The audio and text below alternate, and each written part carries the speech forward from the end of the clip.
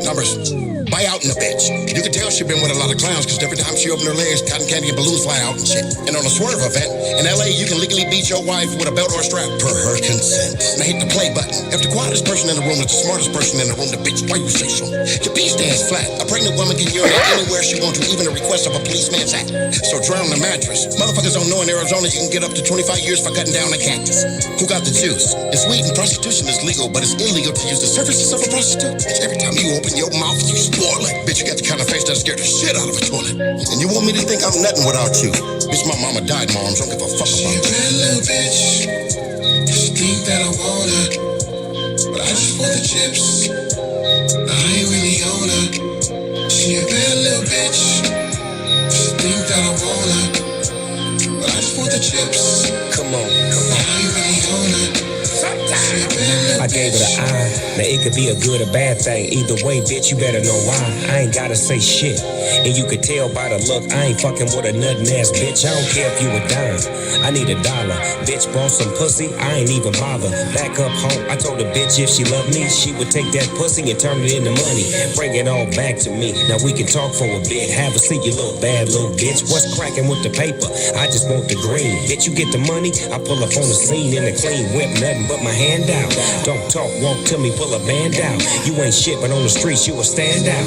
Little bad little bitch, all I see is money. Never love no bitch, I won't be that dummy. I pimp hard on them, rain, sleet, or sunny. Black Puerto Rican, even snow bunny. Cash out, sugar free, sing for me. She a bad little bitch. She think that I want her, but I just want the chips. I ain't really on her. She a bad little bitch. She think that I. Everybody greet each other. Greet each other, say what's up, speak, man. Get acquainted with one another, man. Because everybody going to be a reoccurring motherfucker in this motherfucker. And we going to get the business in this motherfucker.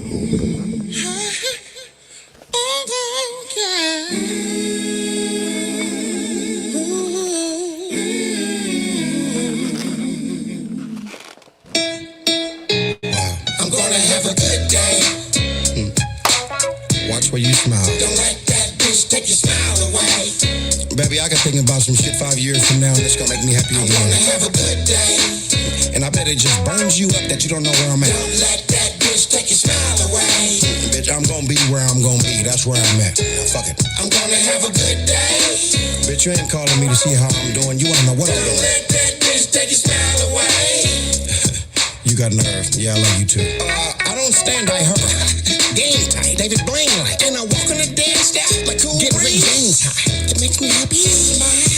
Nigga, you know you're not supposed to smile around that bitch. Listen, boy. Now that ain't pimping. You spend all day arguing with a stupid motherfucker, nigga. You stupid too. And you ignorant. You got control of you. Why stay in a bad situation? Leave, nigga. What the fuck they got a hold of you? Wake up in the morning and get cussed out. You need to leave her on the floor unconscious with her motherfucking teeth bust out. Do you have a life too motherfucking short, nigga, for you be going through all this bullshit? All right, that's enough of sugar free, man. Blessings to everybody. Blessings to everybody. Can everyone hear me?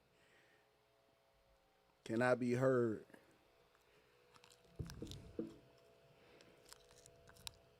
Can I be heard? Can everybody hear me? How's the sound? What's up, Lane? Holla at me. Can you hear me? Let's check, do an audio check.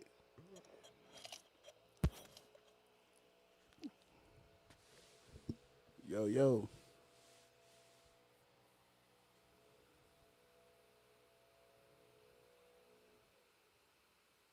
Yo, yo.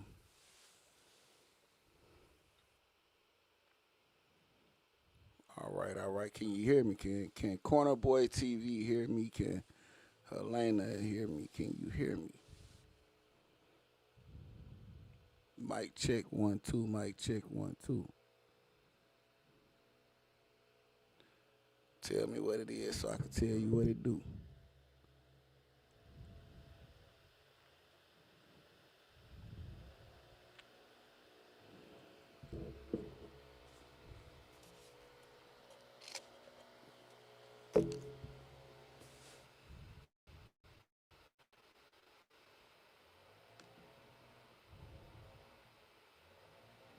Okay.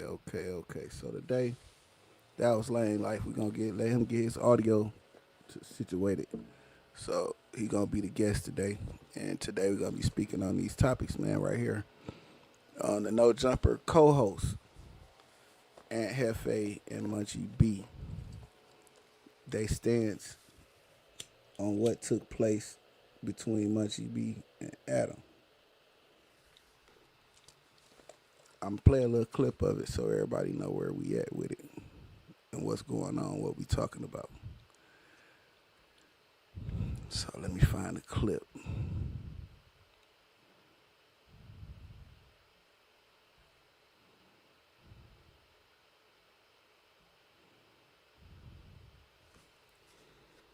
me get the clip together.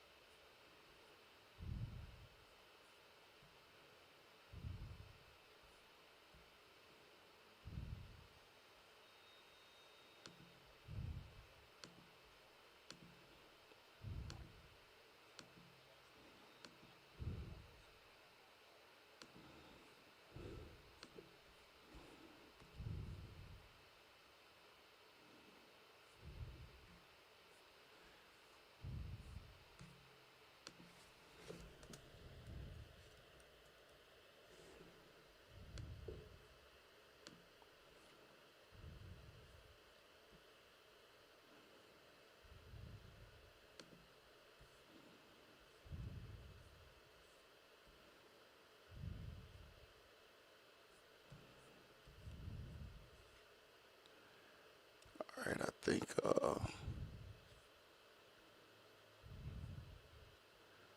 me see if I can find the actual clip of them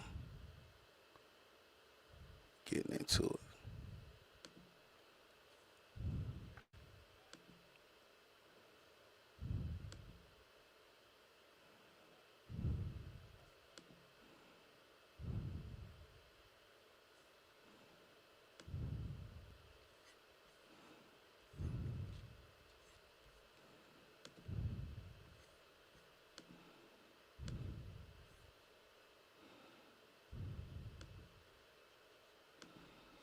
All right, here we go, y'all. I got the clip. I found the clip. Yo. Yeah, I hear you. What happened? Your sound was messed up. Yeah, my son is tore my headset up, man. Shit. Yeah, I heard the background.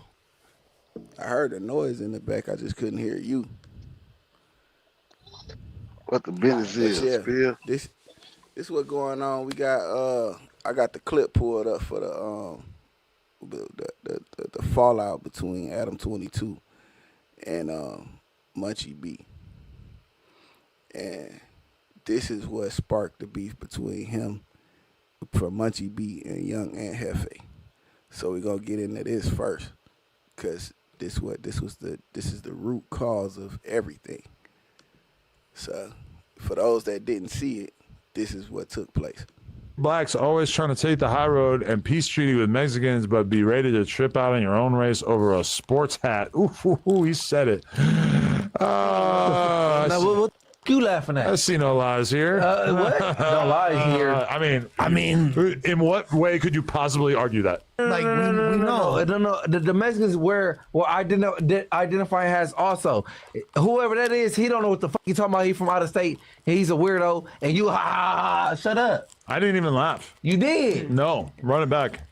You run it back. I didn't laugh at all. I didn't laugh at all. I'll repeat it. LA blacks always trying to take the high road and peace treaty. Mexicans will be ready to trip out on your own race over a sports hat. You tell me why it's not true. I thought the second part of that statement was like, be ready to trip out on your own. Well, I said what I said. Munchie, all you can do is name call and tell him to shut up. What I do come somewhere? All we asking for you is to tell us why it ain't. No. Munchie, why it ain't true? Tell us. Why you been there? I'm not just asking you to make sense. I'm talking about. I'm saying that. Yeah, No, you're talking to me first. Shut the fuck up. Munchie, tell me why it ain't true. What happened to Clemson wear? The point is, See, he want to talk about anything besides what this guy said. I'm talking to you then. Fuck you. Yeah. No, you. I'm trying to get you to make sense. This podcast went on. All right, so that was the beginning. That was the beginning of what ended up being, the whole crash out. Now my question is, who you think at fault, or what did you hear? I didn't hear the audio. You couldn't? No, I couldn't hear the audio. Oh damn! Hold on, maybe everybody else couldn't hear it neither.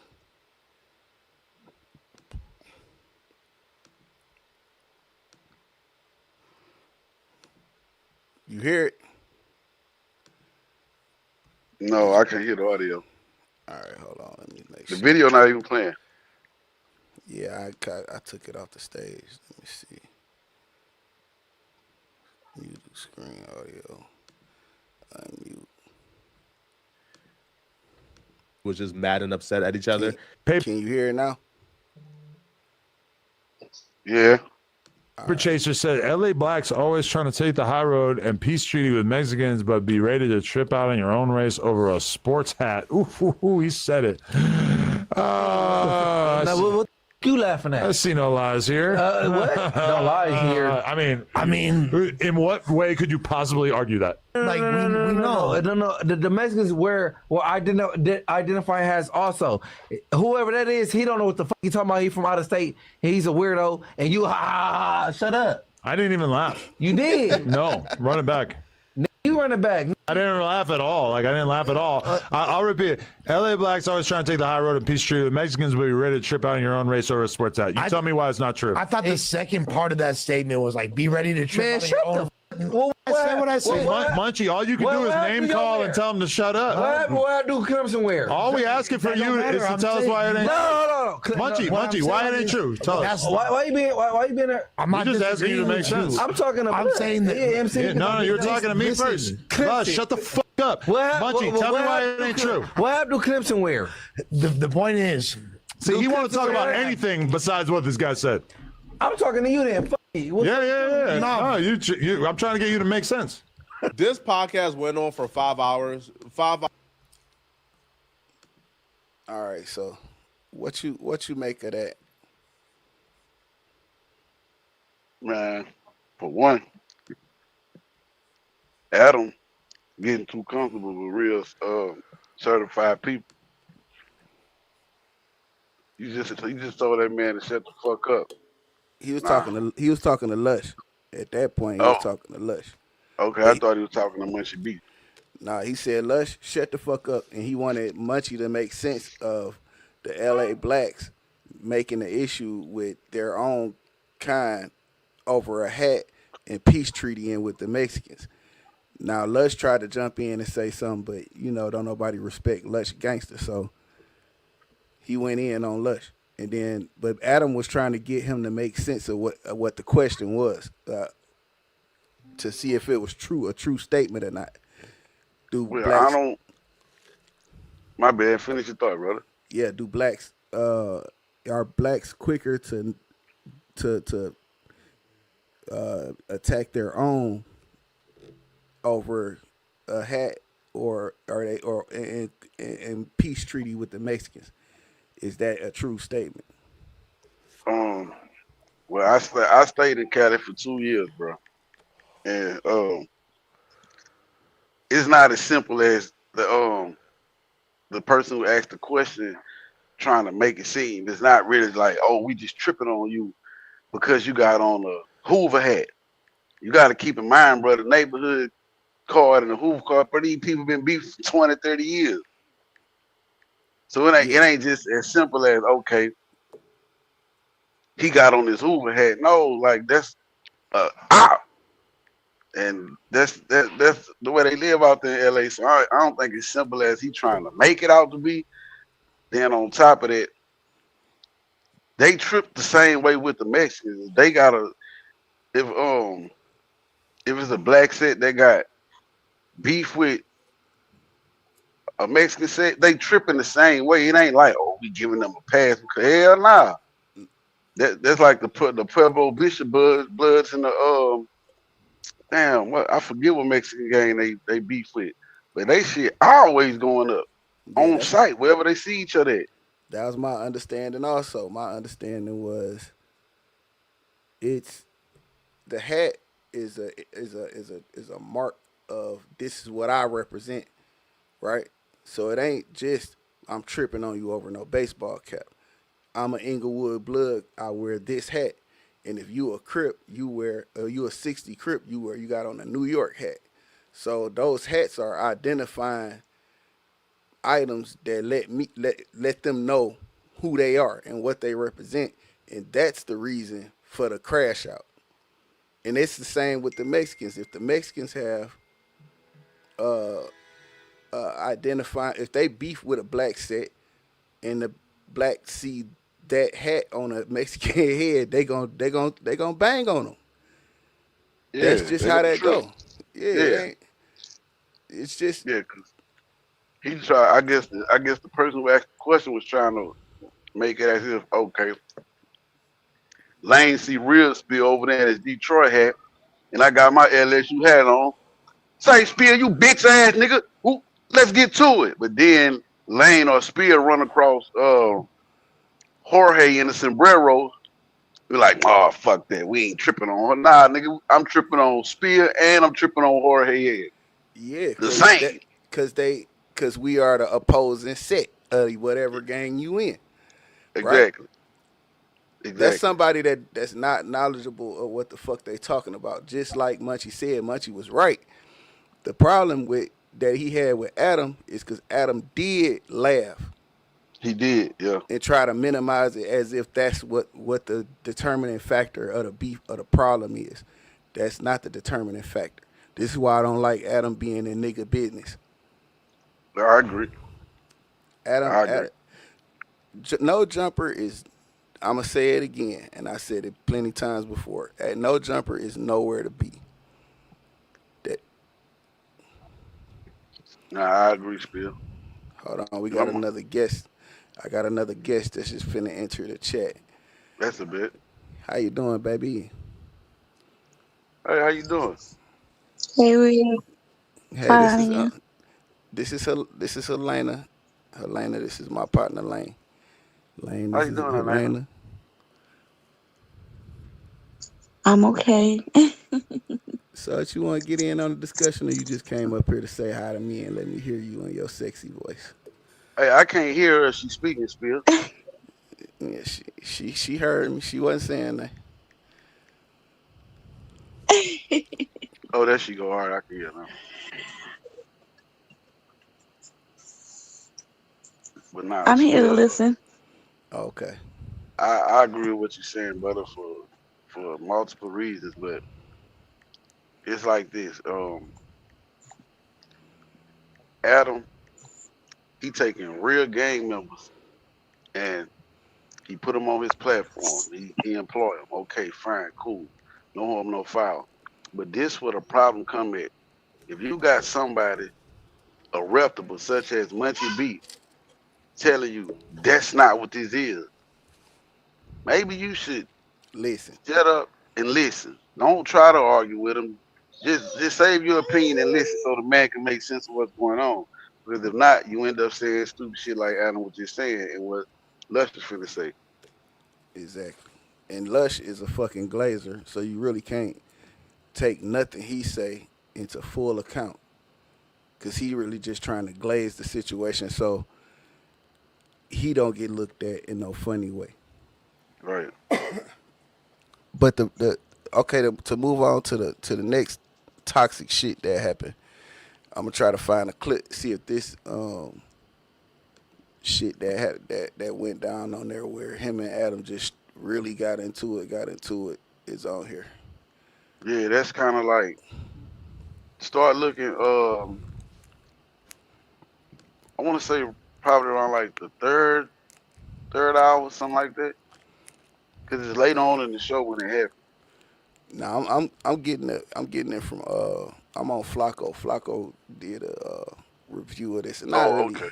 hate that I'm using his content, but I'm using Poetic Flacco content for this segment. Don't think that this has been embarrassing, then you're high on meth because If you think you've I been can't get, bugging. Hold on. Listen, listen. No. I'm talking.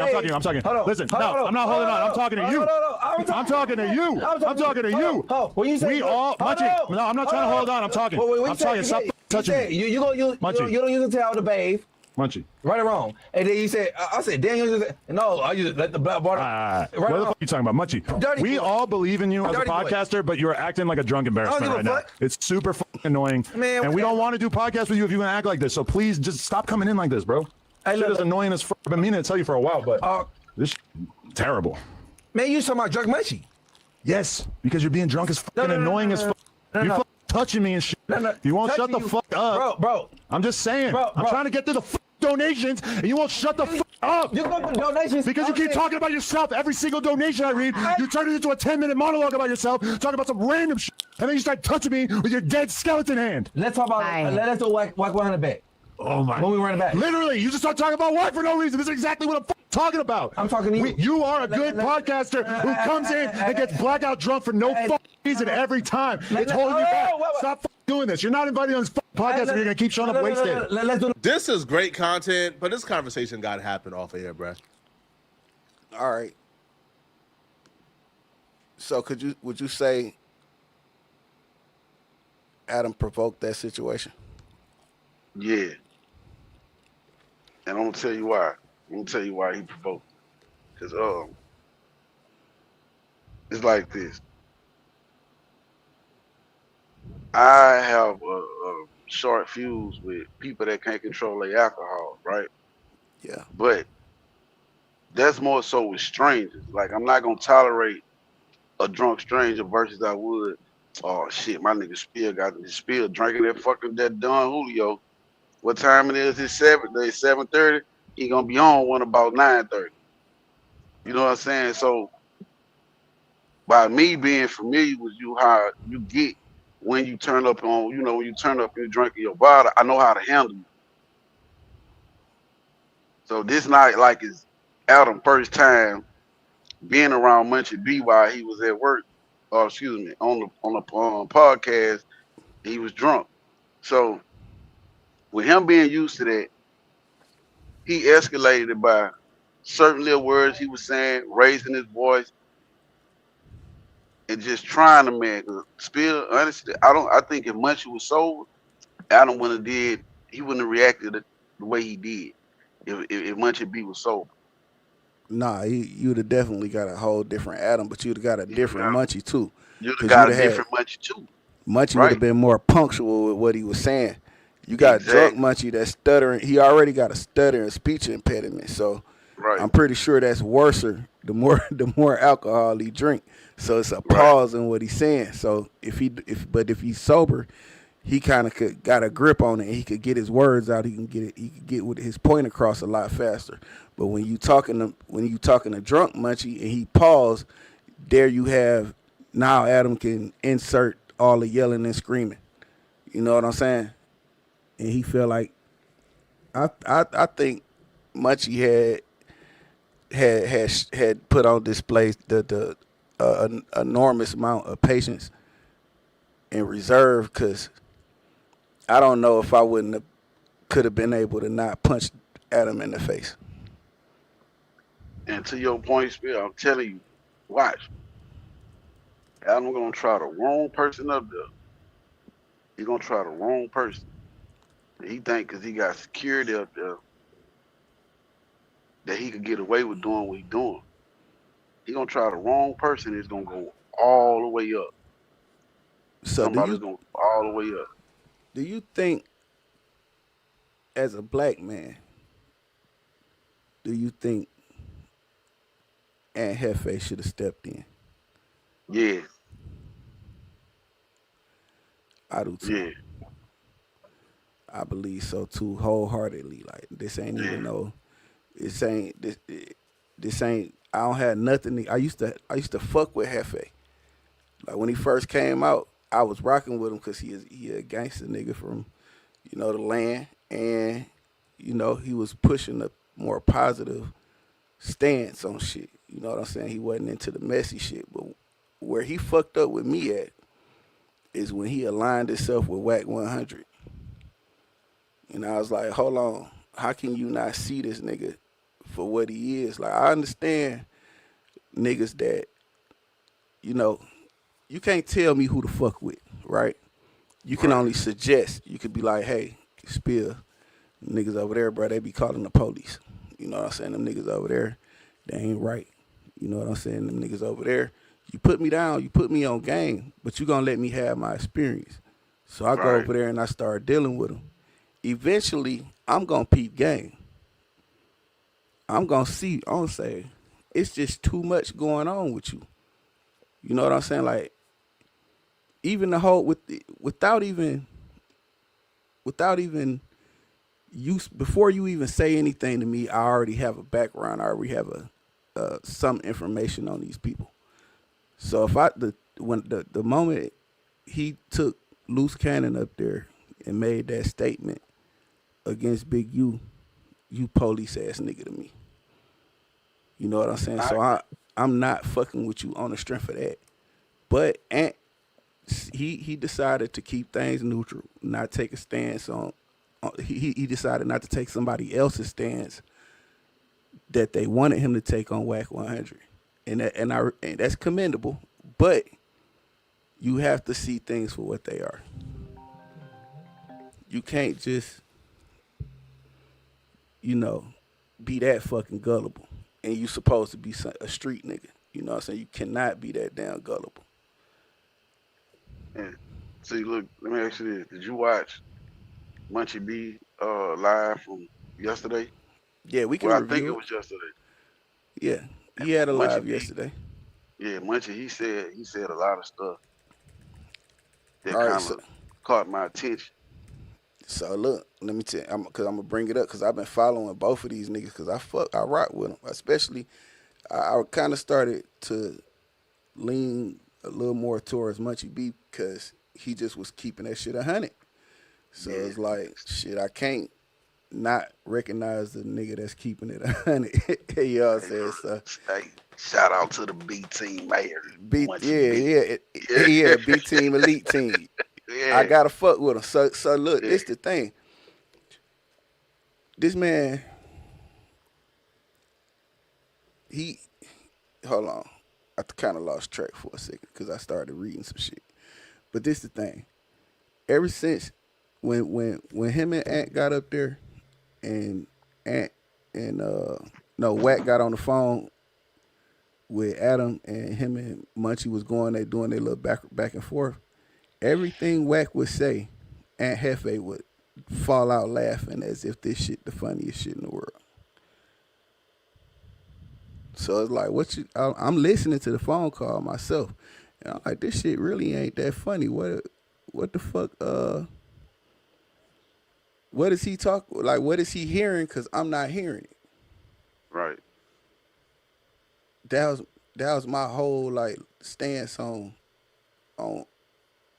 the boy and Jefe. It was like you ain't really official to me because you siding with a nigga that you know flaw. The man was on Clubhouse butt naked screaming at a nigga. That's flaw as hell. But I guess, if you don't think so, okay. But it gotta be, you know what I'm saying? Some shit you just gotta see and hold niggas accountable for. Like, come on, bro. Like, this shit ain't hard. You know what I'm saying? It ain't hard at all. Like, you could, and then like another thing the nigga did was when 4 Extra blew his hand off, Munchie B made a joke about it. I'm sure Munchie B heard all the blind jokes in the world. He ain't in his feelings, but you got your boy Aunt Jefe, or the nigga Aunt Jefe get on the phone with Sporty Face, and what's the other nigga name? What's the other nigga, the rapping nigga? Baby Runner. Got on the phone with Baby Runner, talking about the shit was tacky. How is it tacky? He just cracked the joke, nigga, and he told him to keep the same energy. Keep the same energy, nigga. Don't let the shit break you. Nigga, I done heard 1,000 jokes about me getting shot in the head and being blind. I ain't in my feelings about the shit. So basically he's saying all that get down and knock your ass out shit, keep that same energy because niggas gonna still attack you.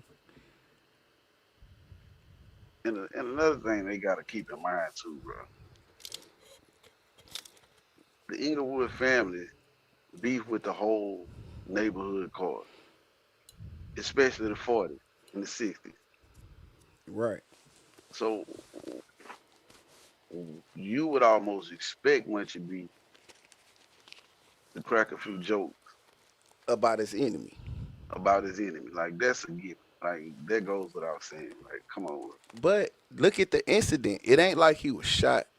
Ain't like somebody tried. You know what I'm saying? Like he this a freak ass accident. Nigga, this shit damn near is funny. You know what I'm saying? To a nigga that don't fuck come with on, you. It is. It like, is, but I get niggas being niggas sensitive because you know what I'm saying, your man's hurt. Yeah, he ain't dead. He's straight. He just missing a few fingers. He'll be all right. But this nigga Aunt Jefe, he gets on the phone with them two niggas and talking about, yeah, I don't respect that. What Munchie did, it was tacky. Like, bro, that's a violation. Munchie supposed to went live on you about that shit, but he didn't. So it's a lot of instances that Munchie could have took offense to, but he didn't. And he was like, you know what? I'm going to keep it gangster. I ain't even finna say nothing. I'm going to just, because that's my boy. Because them niggas had real life encounters with each other. Them niggas then gang bang side by side with each other. So I don't get how Aunt Jefe get on the internet and now he like, damn near like he don't fuck with Munchie. That shit goofy to me.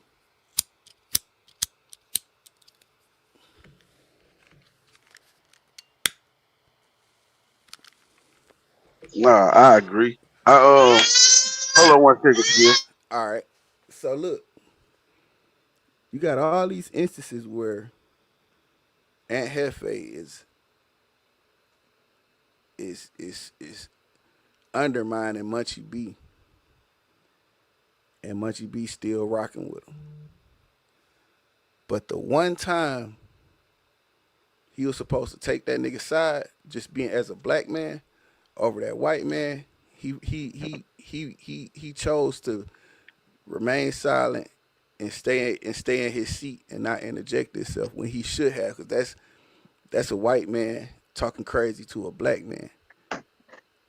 A reputable at that, though. Exactly, a reputable black man, a nigga with a reputation. You were supposed to stand up for that nigga. I know Munchie got homies and shit there, but they ain't on camera.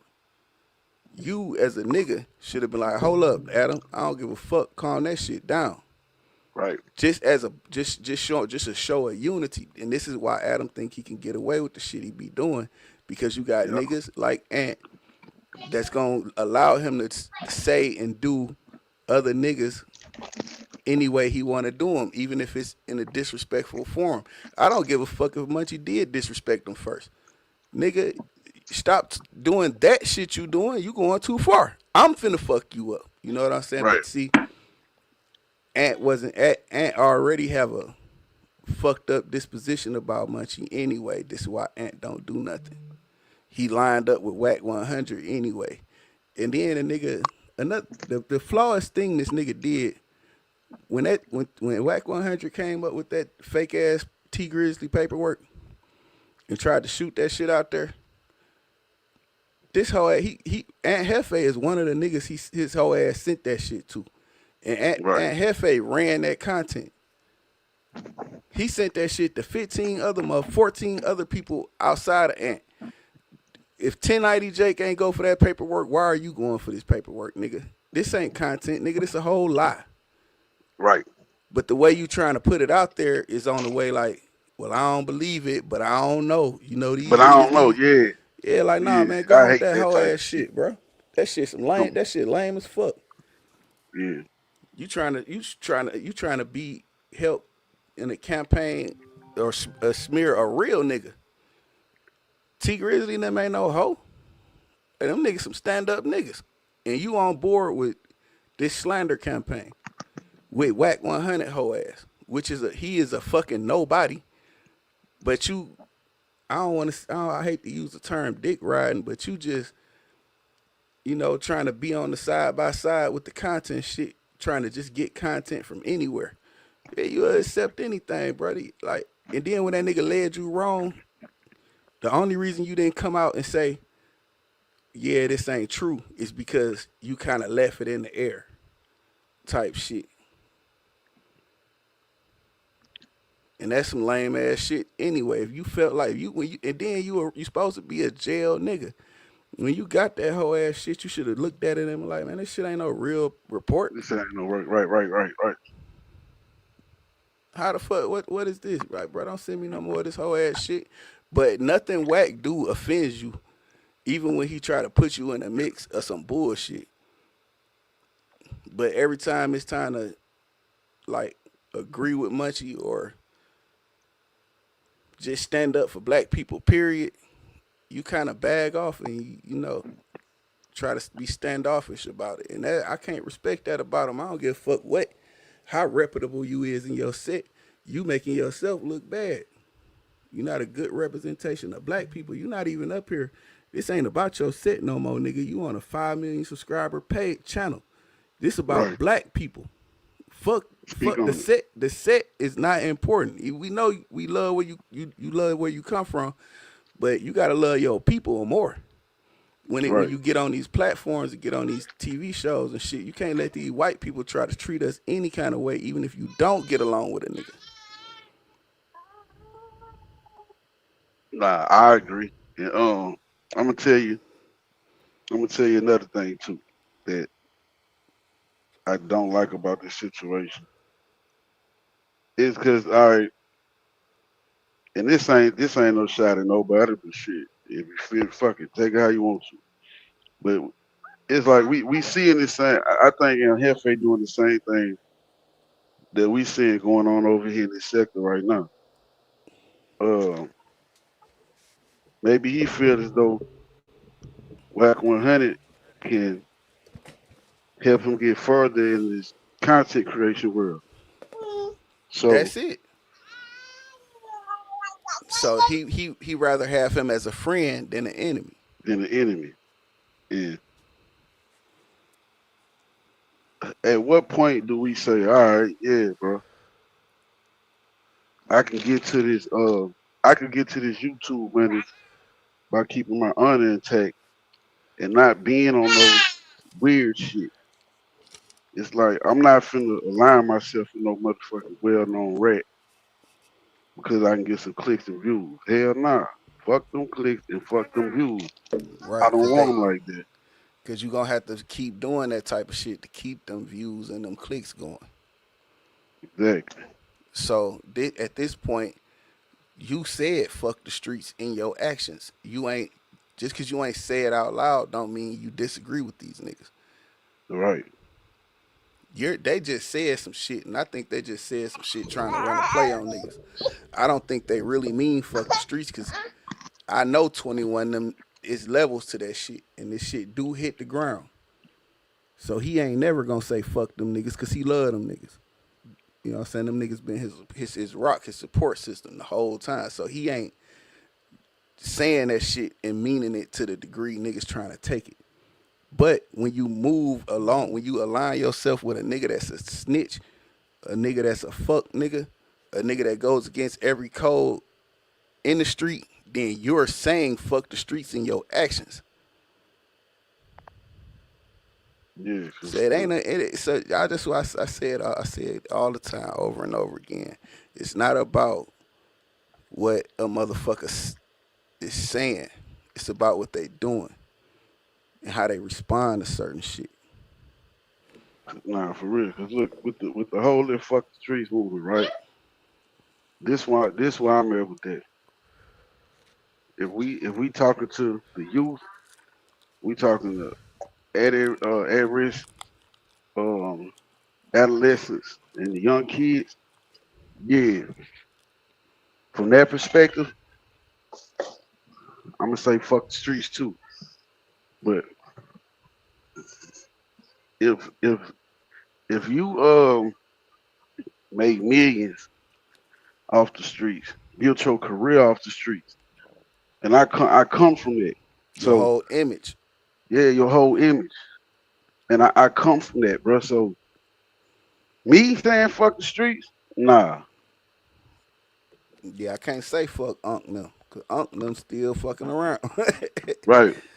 I can't say fuck Neff them, cause Neff them be having some good za. You know what I'm saying? So Nah, for real. you can't.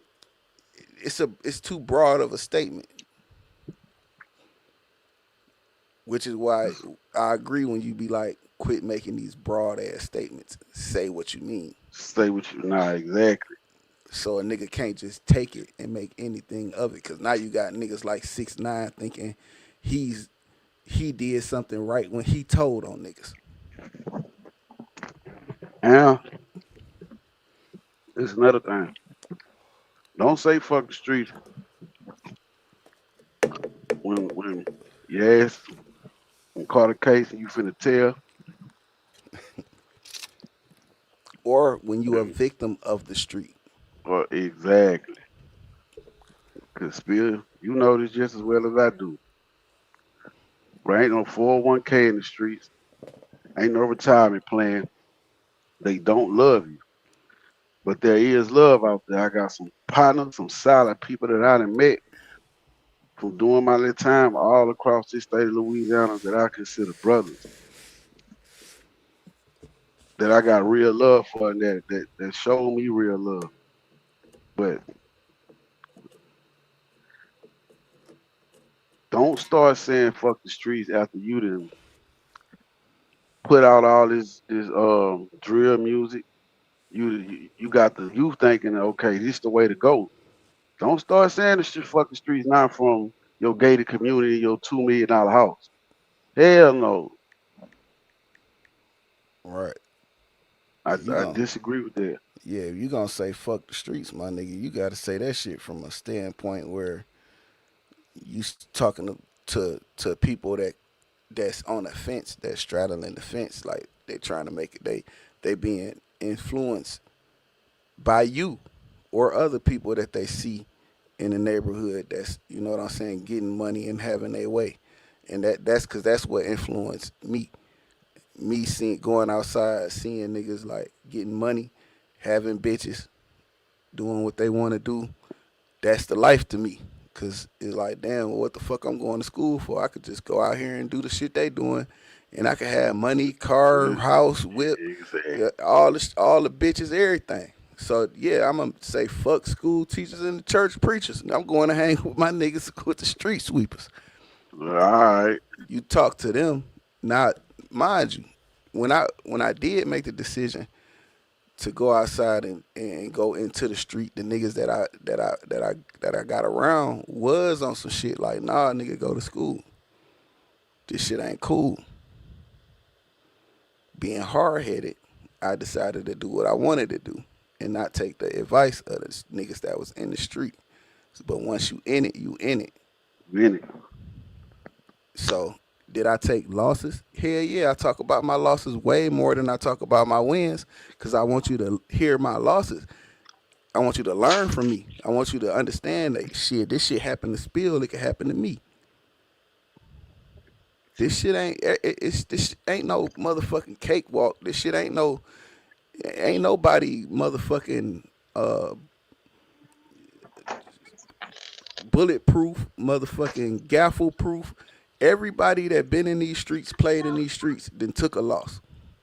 Any nigga that's out here say he won at everything in every aspect is a motherfucking lie. You done went and copped and got some bad dope. That shit was wet when you got it, and it was wet when you got home. Yeah. You know what I'm saying? Shit water like a motherfucker. So let's just, you got to keep it, being honest, keep a nigga, put a nigga up on game and to give a nigga a better rationale to just make a decision with. Cause you like, shit, this shit happens. So if you do get in the street and you decide to, watch out for that type of shit. You know what I'm saying? Like, you got to put a nigga up on game. You got to give him all the information so he can make a educated decision for himself. You just can't be out here talking about fuck the streets and niggas like 6ix9ine and TTE Naughty and all these old rat motherfuckers catch that shit and say, I've been saying that, so niggas can't be mad at me because I've been saying that shit. Them niggas, they y'all were mad at me. Now y'all could be on my side, and that's the furthest, you know, from where I think they was trying to land that point. It just ended up being fucked up because it was too broad of a statement. Yeah. Nah, for real. Now they coming home. Man, shut your rat ass up. We do not want to hear that from you. No, I want you to go right. I want you to be right over there in the Dove where Dove at, so you could, you know what I'm saying, get some, you know, your consequences for what you did to that man. I want you to live in that shit. You shouldn't get nothing. No support from nobody, no nothing. Niggas should be scared to even fuck with you, but it ain't like that nowadays. You got niggas that's gonna line themselves with these type of people because they have some sort of a popularity, and it's about getting to the money is more important than standing on your integrity, keeping your integrity intact, and that's what's going on now. And it's the niggas that's, you know, a little older than us, our age, and a little younger than us that got the voice and the influence that's aligning themselves with these type of niggas and making it okay. And they putting the journalism tag on it to make it, to validate their reasoning for being around these type of motherfuckers when they know they ain't right. Right. And that's that what I don't understand, because I've been hearing a lot of, well, he ain't tell on me. Nigga, what? He will tell on you. But then you got the niggas say that, well, I ain't doing nothing. I ain't in the street no more, so I don't care who he told on, and I ain't gonna give him a chance to tell on me because, hell, I don't do nothing. But that's not the point. You harvesting this nigga. It's the same thing 21 and all these Atlanta rappers did with Gunna. They harvest Gunna until he really fucked up. We got Boogaloo coming to the stage. Cut your camera on, Book. Cut your camera on right quick. All right. What's going on? Yeah, trying to get speaking on this fuck the streets subject. You know what? I was just talking about I was gonna do a show on this later on today. What is it? And so I'm like, you know, this shit here kind of, you know, it's you know, it's how can I explain it? It's like that, like a 50-50 thing with me. You know what I'm saying? I can understand why folks said it, and I can understand why folks against it. You know. So you could see both sides of I see both sides. Yeah. So you could see niggas hanging with rat ass niggas just so they could get some attention. Nah, I ain't talking about that part.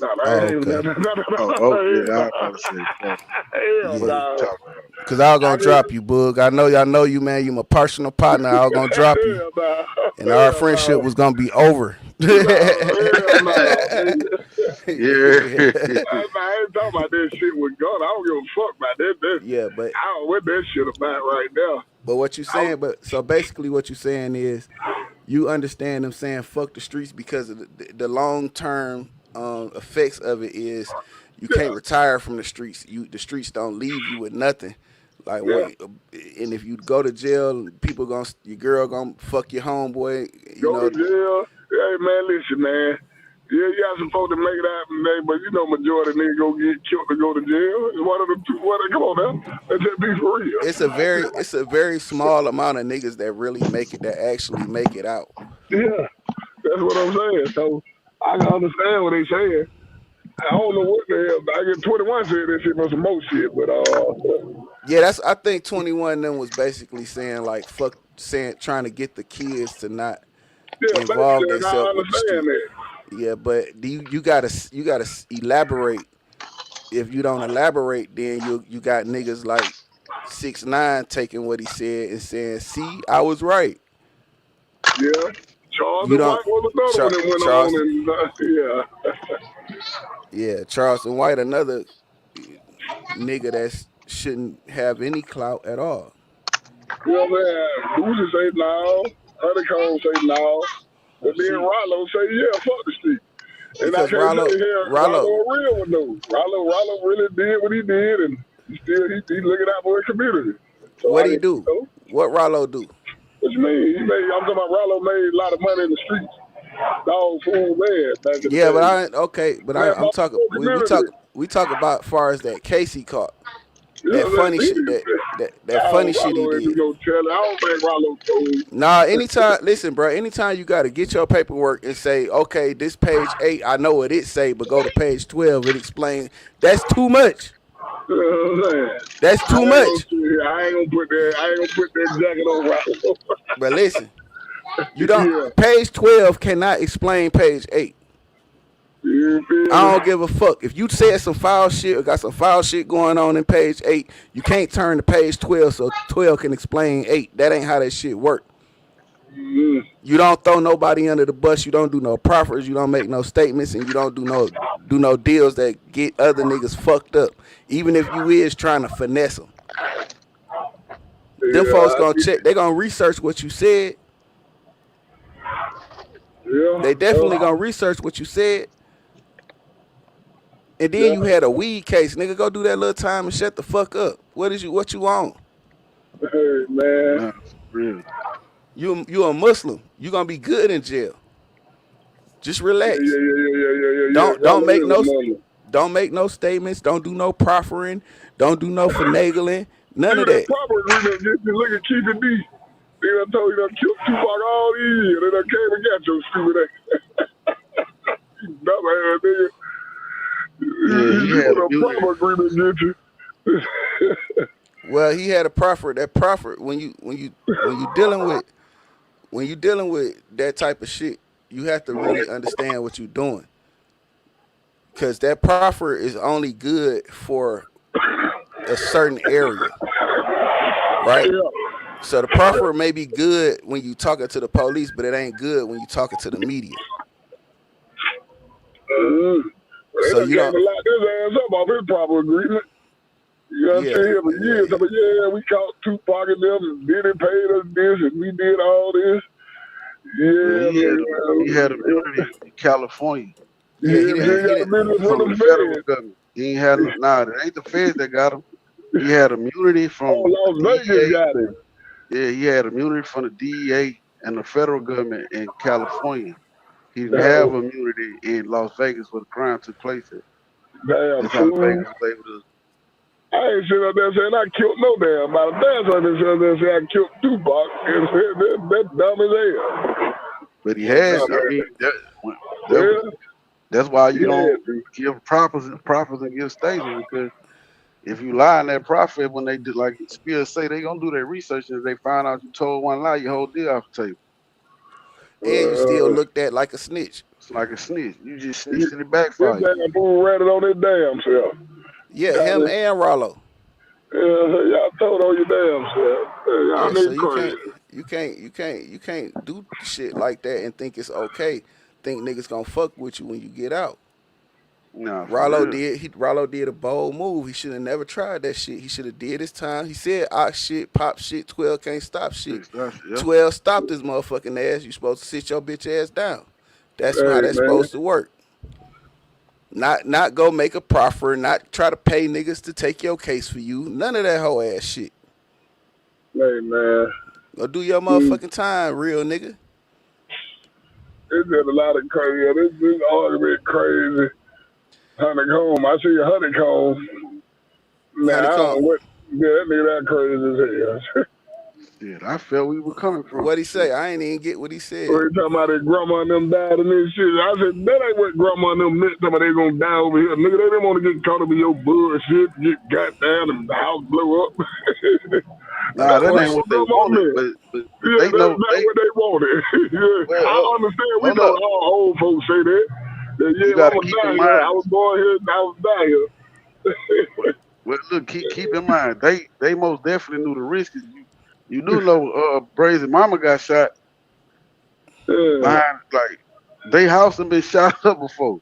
And I fuck with Brazen. I know it's cousin. Cousin my partner. But I'm like, God damn, Brazen. Grandma and them want that now. God.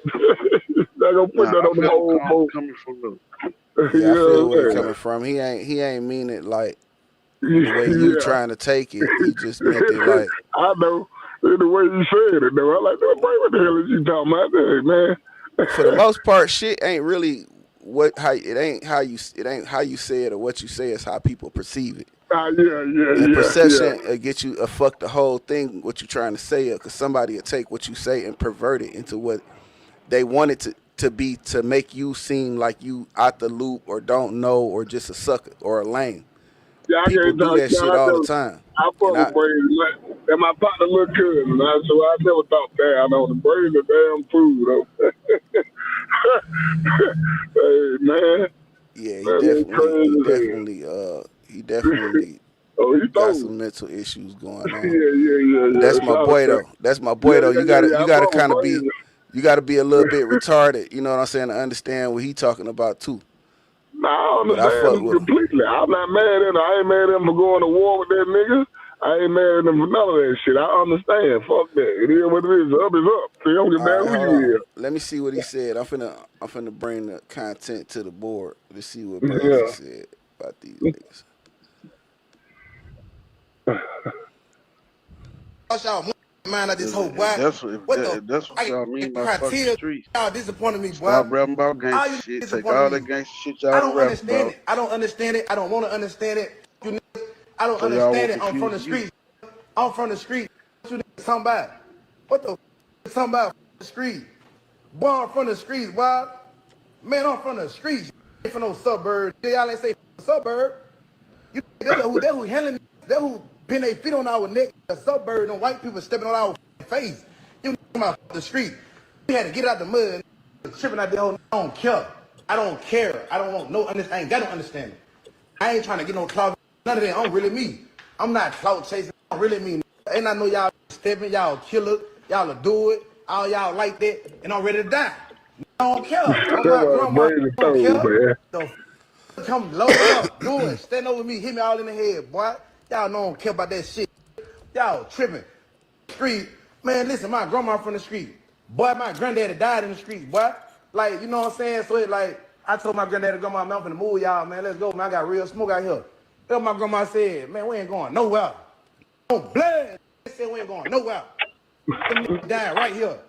That's where we from that project. We from Happy Hill. We don't care about your money, boy.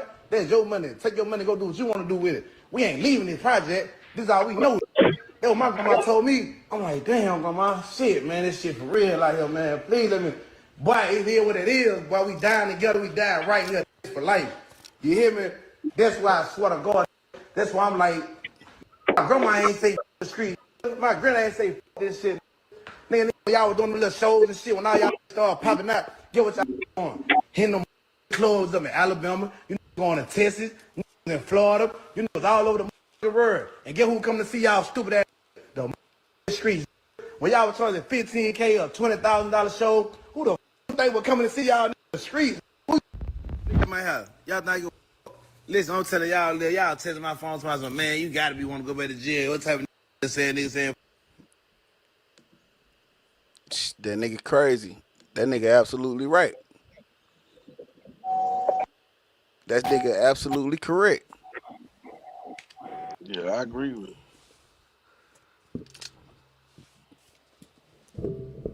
I And agree. them folks did say, we this all we know. We ain't going nowhere. This what we gonna die. We gonna die here. That's your money. Take your money and do. That's what your parents say. That's just what they say. My mom, bless her heart. She'd say the same shit. That's your money. You go do what you need to do with it. Cause that's all she knew. She ain't give a fuck. She ain't had nothing to do with that. Niggas shouldn't even involved her in that shit in the first place. That's where niggas. That's the foul shit. Is niggas involving innocent people in beefs that don't align. That's not that they had nothing to do with. But that's the risk you run in playing and fuck and when you beefing with niggas. So it's a damned if you do, damned if you don't type shit. But if them folks ain't want to move, shit, they drop their nuts. They ain't care. Yeah, so I don't disagree with what he was saying. Yeah, that nigga ain't say nothing wrong. Like, and the way I down there feel about it, sure as you remember FYBJ man with the old block? Yeah. He was talking to the dudes about, let's stop the violence and whoop the woo. Man, that young nigga was 15 years old. That nigga said, man, one of them niggas you talking about in your song, nigga, that's my cousin. You gonna take your music down? Hey, look, and on top of that, when that nigga said he smacked the shit out of J-Mane got the fuck up out of there. Hell yeah. J-Mane was bigger than that nigga, too. J-Mane had some side height on that nigga. That nigga got the fuck up out of old block.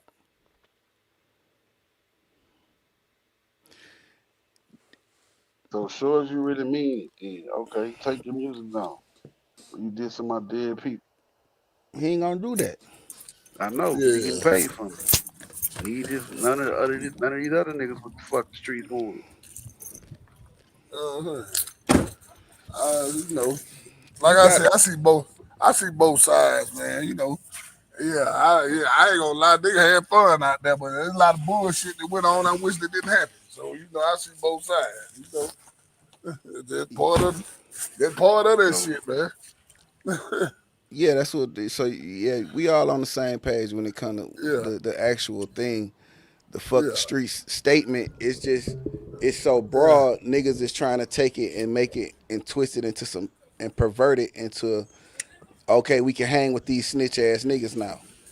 Okay, we can totally accept these, niggas that go against the code of the street. You know what I'm saying? I don't have to have any integrity in the way I move about life or move about shit no more because niggas and denounce the streets. The street niggas denouncing the streets.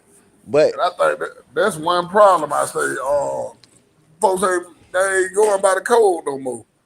No, they that's one of the now they ain't. I'm talking about in the streets nowadays. A lot of folks ain't living by the code no more. Yeah, they don't know the rules. You know what I'm saying? No, I see some niggas stepping the right way. There's some niggas out here still standing on the shit. Back in the day, nigga let you pass. If you had your baby or you with your mama or something, nigga let you slide. We'll catch you later. No, they wouldn't. Well, I came up, brother. Everybody, we'll catch you later. All right, so let's let's do the dynamics. We talk when you speaking of the streets that you grew up in. That's the Atlanta streets. That's Georgia. That's a Scottsdale standpoint. Yeah. We'll catch you later. Nah, but see, where I'm from, they don't give a fuck. They ain't never gave a fuck who you was with. Yeah, see, that's fucked up. That's the same thing. See, you gotta look at a shit like this. When them people put them murder capital tags on states and cities, them niggas ain't no passes given in them cities. Well, Atlanta was the murder capital for a long time back in the days. But what I'm saying is when? That shit was. I don't remember that. Hold on. Yeah, I can pull it up. Hold up. Yeah, easily. Hold on. It was always California, Louisiana, Detroit, Chicago. Fort Worth for a second. Yeah, I don't never remember Atlanta being a murder capital. Yeah, Atlanta ain't never been no murder capital. I ain't saying it's soft or ain't no murders going on. There's some shit going on down this motherfucker. Don't get it fucked up. But they haven't been like a capital of where it just get busy at. It's been more of this is a player town. This is a black mecca. Okay. Yeah. Now it was in the 70s, 80s, and 90s. Go Google it. Yeah, I told you. Come on, man. Atlanta been the murder capital. Look, Google it. Yeah. Yeah, I'll look it up later. It ain't really important though. It's just Yeah, the it don't same. matter. It's just where at the stand. What I'm saying is, in that time when Atlanta was the murder capital, niggas wasn't giving passes because your baby was there. But nigga probably went around with their babies. They were smart anyway. But I had some shit going on. My babies ain't gonna be in the car with me. But I It got some really shit don't. going on like At, that. at that point, it really don't even matter because niggas is spanking, niggas doing kick doors and killing everybody in the house. Yeah, yeah. Cause my Oh partner yeah, it did, was baby. the 60s and the 70s. Like, Yeah, Yeah, niggas my ain't partner care. did, baby. My partner did, baby mama got killed like that. So I know how these niggas get down. I know. Need these whole So ass nigga. it ain't even that. It's just more so they heartless ass niggas. Yeah. Heartless Cause ass nigga. it's just like you suffer. That even the Bible say you gonna be cursed with the sin from the sins of your father. So when these kids get hurt like that in these incidents, I'm looking at it like it's the father's fault that the baby end up suffering the consequences for his actions, because that baby ain't do nothing. Yeah, That woman you ain't right. do. That woman wasn't. She probably played a small role, as in caring about the individual that's out here doing the fuck shit, like hiding them. You know what I'm saying? But she ain't really out there doing the shit with him. But she's Yeah, caught up in it because she's attached to this motherfucker and she'll do anything for him. So that's how I be. and that shit be like, bitch, you with him, cause Yeah, you with him, cause you with him. You gonna feel the wrath of this shit too. and I ain't gonna sit here like my partner. Hey, but get what he do the same shit. He'll knock something down. You know what I'm saying? You feel me? So ain't like my brother with no angel, but shit. You know what I'm saying? Yeah, you got a lot of people out here that just, when it come to like real, like when it come to beef, when it's your life on the line, nigga don't care who they kill. Niggas feel like, okay, I'm gonna get this baby because this baby in 20 years or 15, 20 years, I'm gonna be this age and this baby I'm not letting him live because he gonna come kill me. That's how them niggas be thinking like that. Is it rational? Is it righteous? I don't know. But that's just the way, that's their train of thought, that's their mind frame, that's where they going, that's where they mind at with it. So they like, shit, I ain't letting this little nigga live. Shit, he grow up and kill me. Shit crazy, man. It's Shit just like wild. it's the basketball effect. It's like when Dr. J when what's the nigga name, Wilt Chamberlain was playing. He was the man. He was faster than everybody else, dunking on everybody, scoring all the points. But then it was a younger, faster nigga came years later and was dunking on him, sat him on his pockets. So this is how niggas looking at shit. Like when you allow certain people to survive situations, they looking at it like that'll be the person that come pay me a visit because of what I done to them or their people. Yeah. Now, can we say that that's true? Hell no, because a kid could go through some shit like that and get adopted by a family and grow up and be a whole nerd out here. They don't even do that. I see a lot of them, hell, they grow up, they don't even want to do the same shit they daddies or they people did. They go a whole different route. You All know right, what I'm saying? that's what I'm Yeah. saying. So we can't say that they righteous in their thought process. I'm just saying that is the thought process that get the Look effect. this just was Kawhi Leonard. He went to his dad to get murdered in front of him. Look what he did. He went to the NBA. Like, you know what I'm saying? He did. Yeah, that shit. That's what So, I'm saying. yeah, I'm not saying that that's a righteous belief in the people that's committing these crimes. It's just a belief system. yeah. You Just know what I'm believe. saying? And you end up being the consequences of the sins of your father. Yeah. That's just how that shit works. So it ain't that I And, agree with it. and let me say that I get it. Because some of my partners who got killed, you better kill them. Because if you did, they damn sure gonna kill you. That's what I'm saying. You better do what you better do it. If you did, I already knew what was gonna happen to you. You feel me? Yeah, so I get it. You know what I'm saying? Yeah, and it's even when it's certain people you could go there with and you know that it's gonna be a war behind that person. Yeah. And when that incident happened and the war kick off, you can't think that your family's safe. Yeah. Right about that. You have to be on guard. And you know what crazy? My cousin told me that one time. He like, I'm trying to stay out there shit because I ain't got no money to move everybody. Get everybody clear this shit. You feel me? If I know that. You know what I mean? I ain't got money to move my mama, everybody. You feel me? Yeah, that's why niggas say that you can't beef and roll at the same time. Yeah. These are factual,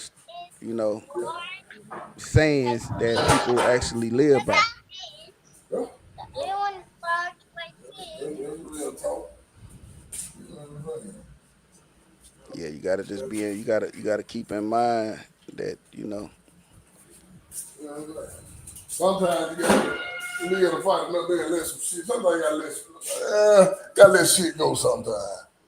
You know what I'm saying? Depending on what it is now.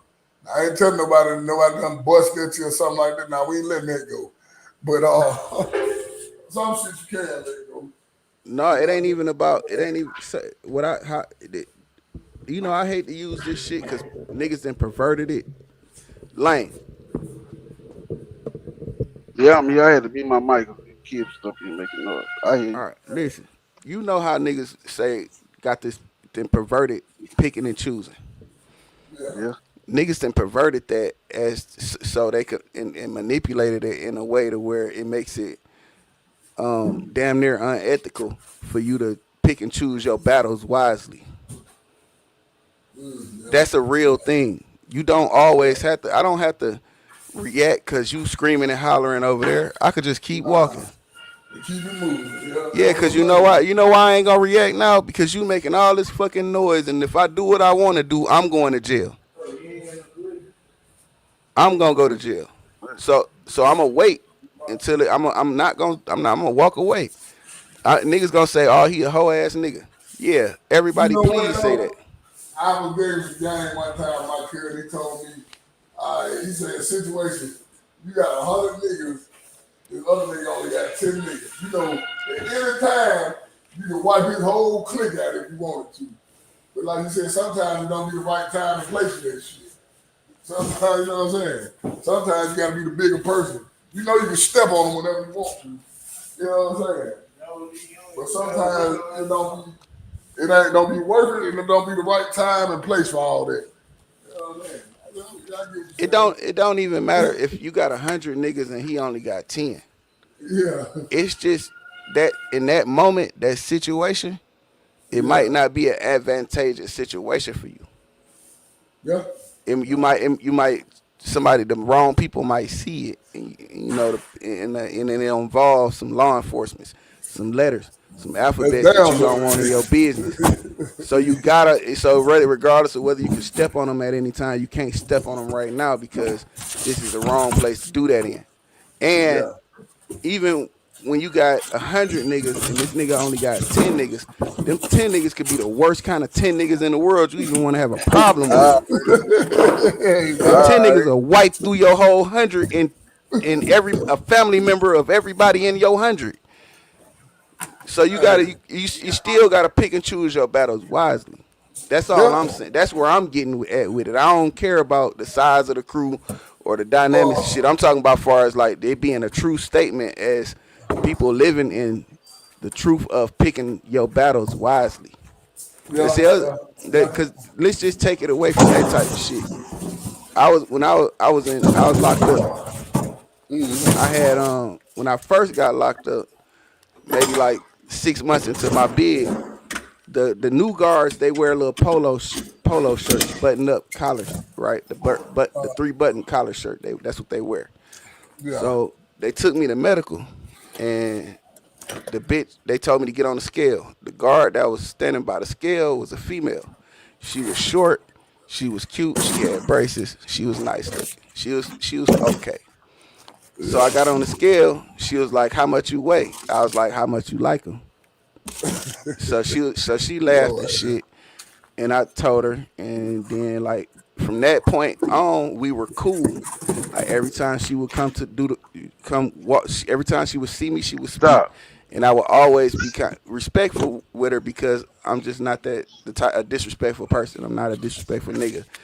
I mean, I I might say I hold myself to a certain standard, so I don't tolerate a lot of shit when it comes to certain shit. So, but in all, me and this woman end up being cool. Like I stayed in that jail 5 years. So me and her, by the time all this time, we got real acclimated with each other and we was cool. So the bitch, she ended up becoming a sergeant. And one day, they didn't give me my sack lunch, so I tripped. I went out the cell and I didn't go back in when my hour was over, and they called her to the floor. So when they called her to the floor, she was up there with, her little team and shit. So I'm telling her what happened, and she like, and I'm bucking on her, and she was like, "Spill, I know you. Yeah. I'm listening to you. I hear you, but you need to learn how to pick and choose your battles wisely." Yeah. You weren't gonna win that. Exactly. You weren't gonna win that. She said what she was saying was, you already won. I'm here. You see me. Yeah. I hear what you're saying, and I know you're not gonna lie, because I've been seeing you. I've been knowing you. You have a reputation, and your reputation precedes itself. Yeah, because so I get what you're saying. This ain't something you lie about. Like, I believe you. So just go in your cell and close the door. And that's what I did. That's real, cause if somebody else would have showed up, you'd have had a way of whoop ass. Yeah, they'd have just beat me the fuck up off the rip. Off the rip. Yeah, it been times that happened too. You know what I'm saying? I didn't care.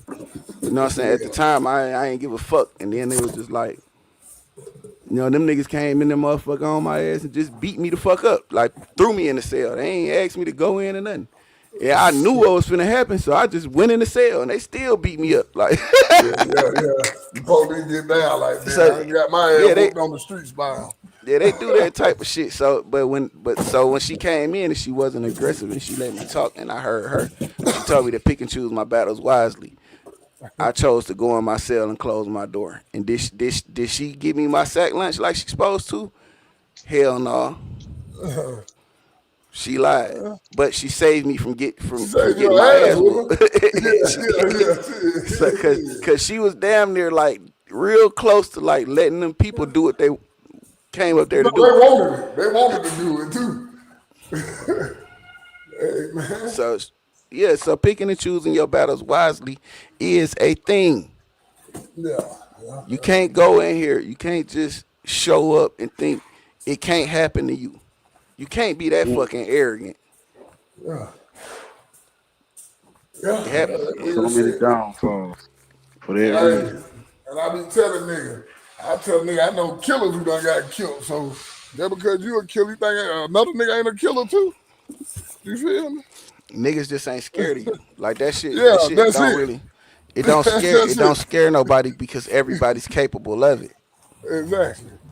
Or everybody that's capable of it, it don't scare. Like it be like, okay, that's cool, nigga. You got your little one, hoe ass nigga. You know what I'm saying? Shit like that's how niggas be thinking. Like, yeah, are you talking about that little one? You know what I'm saying? Like, bro, I don't really care. You know how many times nigga done been investigated and shit like that. But even it's just wise to just move in the spirit of patience and really see things for what they are, and not try to make it out, not to have an emotional response to every situation that come in contact with you. Yeah. Why you think? Hey, why you think? Hey, man, I always say this: if a lot of niggas sat down and thought before they did something, a lot of niggas still alive and a lot of niggas free right now. And they just sat down and thought before they did it. A lot of niggas alive and a lot of niggas free. Just think, you gotta think it out, like you said. Process this shit. Okay, if I do this, look, I seen a nigga. I seen a situation up close. Like nigga was stone cold. Like drill after drill, right? Drill after drill, incident after incident. Once his incident got away from the actual business, is when he went to jail. Is when he got cooked. No, long as his shit was going on in the street, like long as his shit was about some actual street shit, he would never go to jail. Like he would just always he would always get out of it. Sit down. He would never have no repercussions from it. But he went to a tire shop, and him and the rim shop, and him and the nigga that's in the rim shop got into it, and he killed the nigga, and that's what got him his life sentence. Hell no. Once it got away from the street, once his power got away, once he got outside of his element and tried to go with his move is where he fucked up at. And he should have he should have chose not to handle that situation in that manner because it wasn't involved in no street shit. It wasn't under that umbrella. As soon as you step from up under that umbrella and do some shit, that's when you go to jail. That's when you fucked off. But like I said, drill after drill, incident after incident, until he end up, going against the shit that he normally do. When he get outside of his element and do the shit that he does in his element, is when he go to jail. And see what happened with my partner. I consider he should have did the same shit. What happened was nigga fucked him over on some work, and the nigga caught the nigga, but the nigga was outside with another nigga. I ain't gonna say his name, but the nigga kind of big time. And my partner chased the nigga around the parking lot with a Draco. Made the nigga put the Draco in the nigga mouth and everything. You know what I'm saying? But while he was chasing him, he was chasing the other nigga too. You feel me? So he had two niggas. It wasn't really two. He was trying to have a bit about one, but he was outside with another nigga. So he indirectly involved somebody in that shit. Yeah, and Bailey, the other day, Shawty said the other nigga put that bag on him because Shawty got that long paper. I ain't gonna say his name, but yeah, Shawty got that long paper. Yeah, please don't say his name. Please do not say his name. Matter of fact, these ain't even real people he talking about. Yeah. These ain't even real folks. This is a hypothetical situation he's speaking of, and he's just saying. Yeah. But that's what they trying to say happened with my partner. You know what I'm saying? He chased the nigga fucked him over on some work. And, you know what I'm saying? He caught the nigga, put the yapper in his mouth and everything. You know what I'm saying? And then what? Man, I don't know if he beat the hell out of him or what the hell happened, but he should have went ahead and got rid of his ass. That was stupid. Yeah, he put that bitch in their mouth. Shawty, he like one of them niggas you talking about, though, Spill. Yeah. He's one of them stone cold. He don't give a fuck. It is what it is. If it's up, it's up. And a nigga ain't gonna do nothing to me type. Yeah, exactly. Yeah, that's what I was just to say. One day I dropped him off and he told me that. Why did I do shit to boy? I'm a nigga bitch fuck around and die around this bitch. And I'll be damn. A week later, he got killed. That shit happens. But that was like you said, you met some niggas just like you. You ain't the only nigga that do that. You feel me? That is always the motherfucker that'll put you in your place out here. Yeah. Always, bro. And then what? If they like you, they already know what they got to do to you. They got to delete you. They got to get you up out of here because they already know what type of nigga you is. So they gonna get rid of you. And see, like, you know how you may tell a motherfucker to stay in your place. See, people, I don't take that as disrespect or look at it as being disrespectful because I don't give a fuck what you may or may not believe, but you have a respective place with everybody you deal with.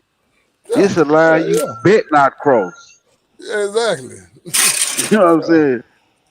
So I know my place with people and I know how to play my position. Yeah. I'm the same way, see, dog. you gotta know, this is what's the problem is niggas don't understand their role and their position. I know how to be a wingman. I know how to be the front line man. I know how to be the nigga that just sit back and don't say nothing and just observe everything. Nigga, that's what you call a shooter. Listen, man. One thing about me, if anybody know me, get what they gonna tell you. If Shawty did something to you, you had to do something to him. That what anybody who know me gonna tell you. Oh, if he did something to you, you dead ass wrong. You had to do something to him. Cause they know I don't fuck with nobody. Yeah. They know everybody know I'm cool. I don't fuck with nobody. I chill. I'm laid back. They'll tell you, oh, if he do something to you, you did something to him. He just ain't gonna do that for no reason. Yeah, but just back to the understanding your role type of thing. Like, yeah, even it's some niggas out here that could tell you I ain't never did shit to that nigga, but that nigga did something to me. Hell yeah. I ain't always been, cool ass spill. I be on some other shit. So like that shit be what it be. So at the same time, like I still understand like that role too. You know what I'm saying? I know how to play offense and defense. You have to know how to play. You have to understand what you're doing. First of all, that's a lot of things like niggas don't be thinking shit through. Niggas is just always like on some emotional rampage type of shit. Like everything doesn't deserve a reaction. It don't. Yeah. I don't care. I don't give a fuck who said it or what or how they said it or what they. But some shit be, you know where it come from. I already know it is. I already know why you don't like me because your girlfriend like me. I know why you don't like me, bitch, because I don't fuck with you. You know what I'm saying? Like I know why you don't like me because of whatever the fuck reason. So I know when you respond to me, I know why you responding to me in the way that you do. You know what I'm saying? I know you responding like that because you listening to everybody else and you ain't really took the time to get to know me yet. But once you get to know me, I'll win you over because I am who I am. Yeah. So you got a lot of you gotta just understand, and that's what, and pay attention and not try to be in your feelings about every little fucking thing that happened. Yeah. You talked to my buddy on the phone. Hey, my buddy was trained to go back in the days. My buddy, you talked to him. Remember we did that call with his ass? Yeah, I remember we did the interview with him. We were supposed to set up another one. I got you. I ain't talked to the nigga. You know, I got you. Ain't no telling that shit. Them folk probably came through and took that phone or something. You know how that shit go. Yeah. Nigga, phones be lasting 2-3 months, and then, you know what I'm saying, they come through with the bullshit. You know what I'm saying? I know his brother then was on lockdown. That's why we ain't never get the interview with him. And, his brother got a life sentence. His brother was on lockdown, so I couldn't do no interview with him. They was on lockdown down there in Macon.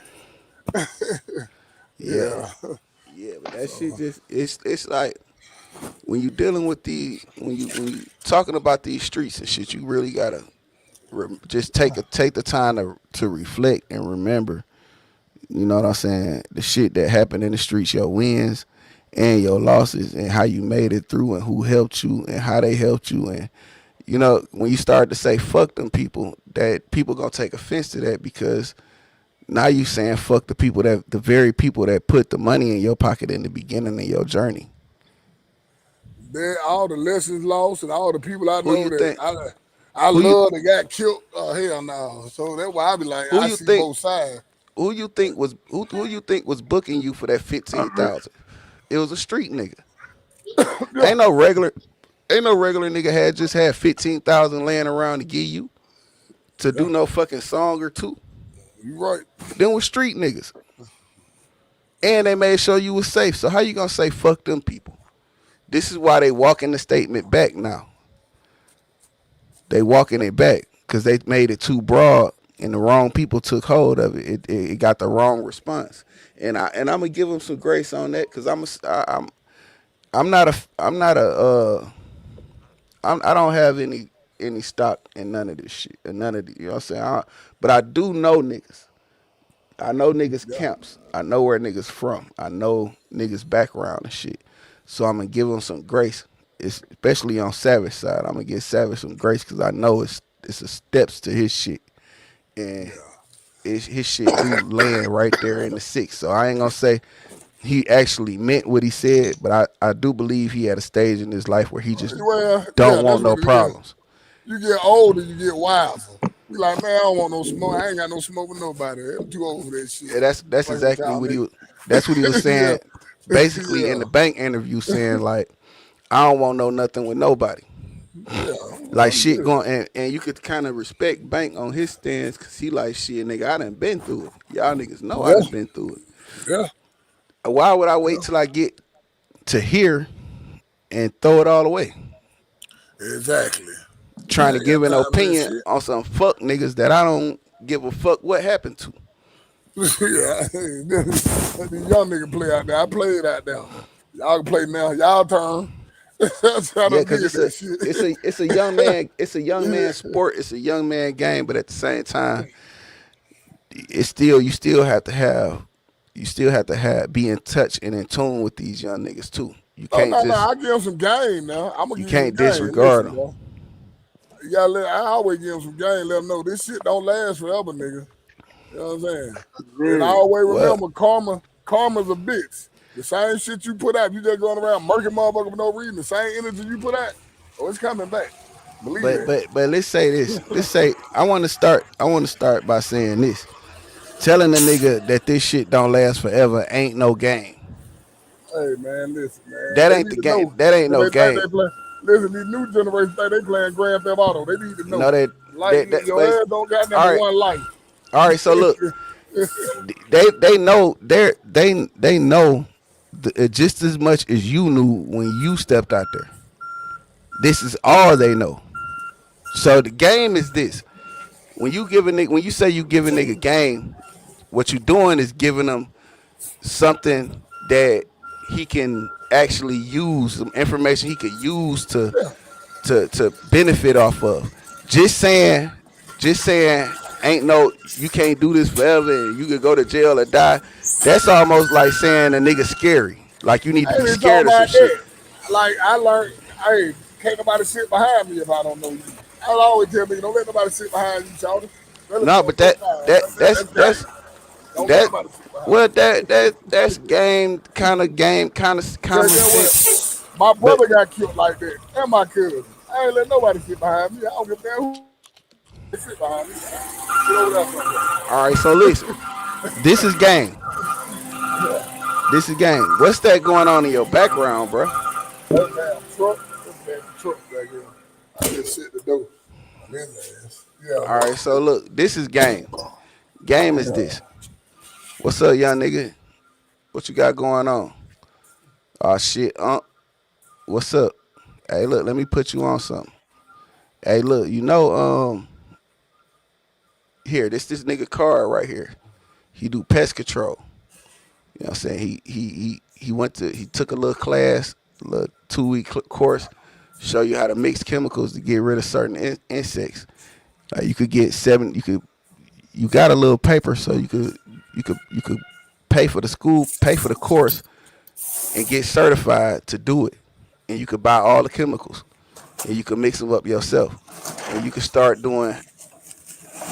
spraying houses at $75 a house. If you get 10 houses in a day, how much you made? $750, right? All right, so how much you make out here? You see what I'm saying? You ain't never gotta stop. You ain't never gotta stop doing what you're doing. I ain't telling you to put the bag down. You keep the bag going. But this little shit right here will give you some time away from this shit so you don't be hot. You know what I'm saying? So you probably be out there spraying the house and the block gets shot up. You won't be around. Yeah. Shit ain't about what you doing, it's how you do it. It ain't about who do it the fastest, it's about who do it the longest. And this is a little bit of longevity that's gonna keep you balanced. Because when this shit slow down, this shit gonna save you. That's game. Yeah. That's how you give a nigga game. All that trying to listen though. all of them will listen. Every last one of them will listen. They all listen to you. Whether they take your advice and do it is a whole nother thing. But that's the game though. You done gave them a direction to go outside of what they doing. And that's the game part. That's what niggas is missing. Niggas think giving young niggas game is saying, yeah, young nigga being out here shooting up niggas, don't shoot them like this, shoot them like this. You know what I'm saying? That ain't game. That's adding to the ignorance. Game is to get you to elevate you. Game elevates. Game do not Elevate you. stagnate. Keep your ass out of jail. Keep you alive, man. Game do not stagnate you. Game do not keep you in the same spot. Game always elevates you and help you evolve into something better than what you've been doing. That's what game is. Game is set is given for you to elevate. Just like they gave me the game back then. They say, hey man, do something else, nigga. This shit gonna always be here. I don't know what to tell you to do, but it's something else out here to do, nigga. You need to figure it out, cause this shit right here, it's gonna always be here. And that shit's still there. Is it doing what it was doing? No. But it's still there. And if I hadn't made a decision to do something different, then I'd be there with it doing nothing.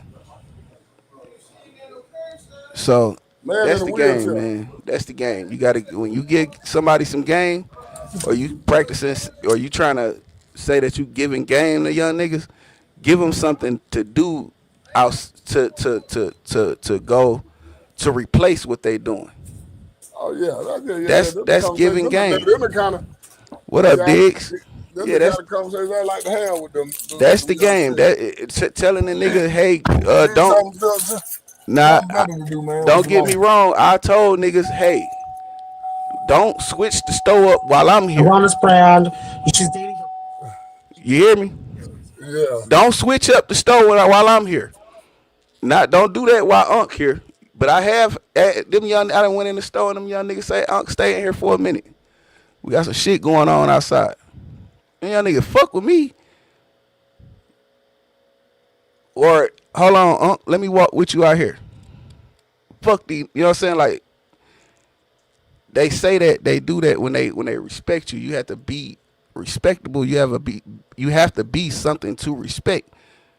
You can't just be no old nigga trying to fit in with these niggas. Now you trying to take from them. You can't be no old nigga trying to, supply these young niggas. They already got who they buying their shit from. If you try to do some shit like that, they feel like you trying to take over something. It don't matter how good the deal is, no matter how gravy this shit is. They gonna always think you trying to step on their toes. You got to get out their way. And the only way to get out their way is to not involve yourself in what they doing. And if you want to earn their respect, give them something that some uncommon information that they don't know, that ain't nobody else telling them, so they can stop doing what they doing, because everybody looking for a way out. Everybody not trying to just be stuck in the same spot. Just as you was when you was coming up. You didn't want to sell dimes forever. You ain't want to sell 20s forever. You wanted to move up to start selling weight. You wanted to sell 8 balls and quarter ounces and half ounces to ounces. You wanted to move up. You ain't want to stay in the same spot. So if that ain't the information you giving these young niggas, then to these young niggas, you are in the way. And you ain't nobody to respect. So be aware of what you say to these young niggas, because these young niggas is listening. Now, whether they do what you say or they take your advice is another thing. But they are listening to everything you say. And once that floss shit come out your mouth, they gonna look at you crazy. It's over with.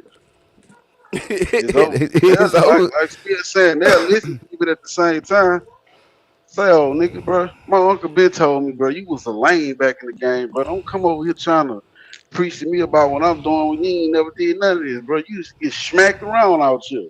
Exactly. And don't come preaching for one. And I ain't finna end up like you, because I ain't no sucker.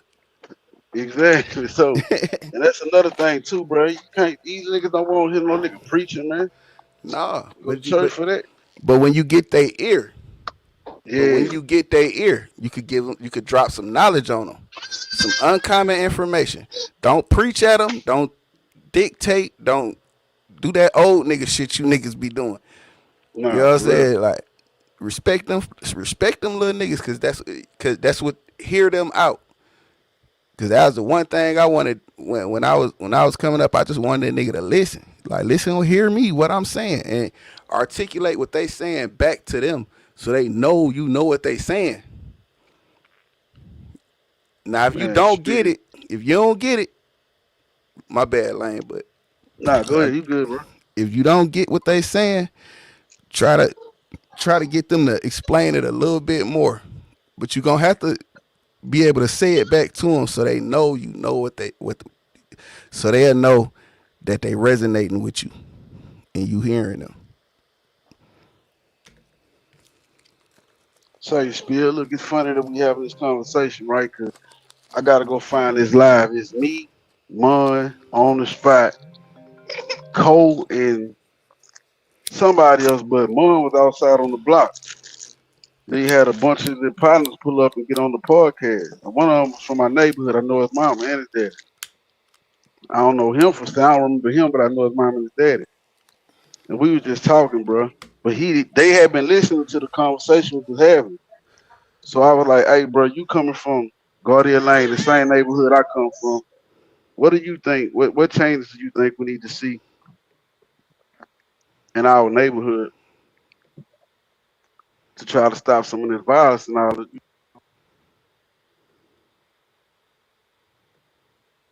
You Hey, cut off. young man, for one, we need more older niggas like y'all, bro, to come sit down. You know, that'll sit down that we respect. He was like, for two, but we need something to do, man.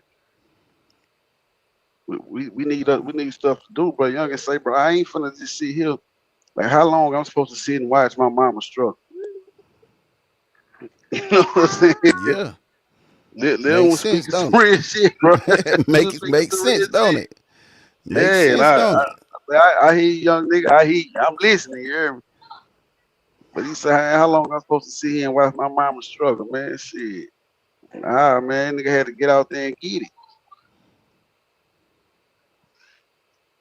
Yeah, and when you give them when they speaking to you like that, that's when you got to that's when you got to shoot your shot and give them that uncommon information and say, hey, I don't expect you to.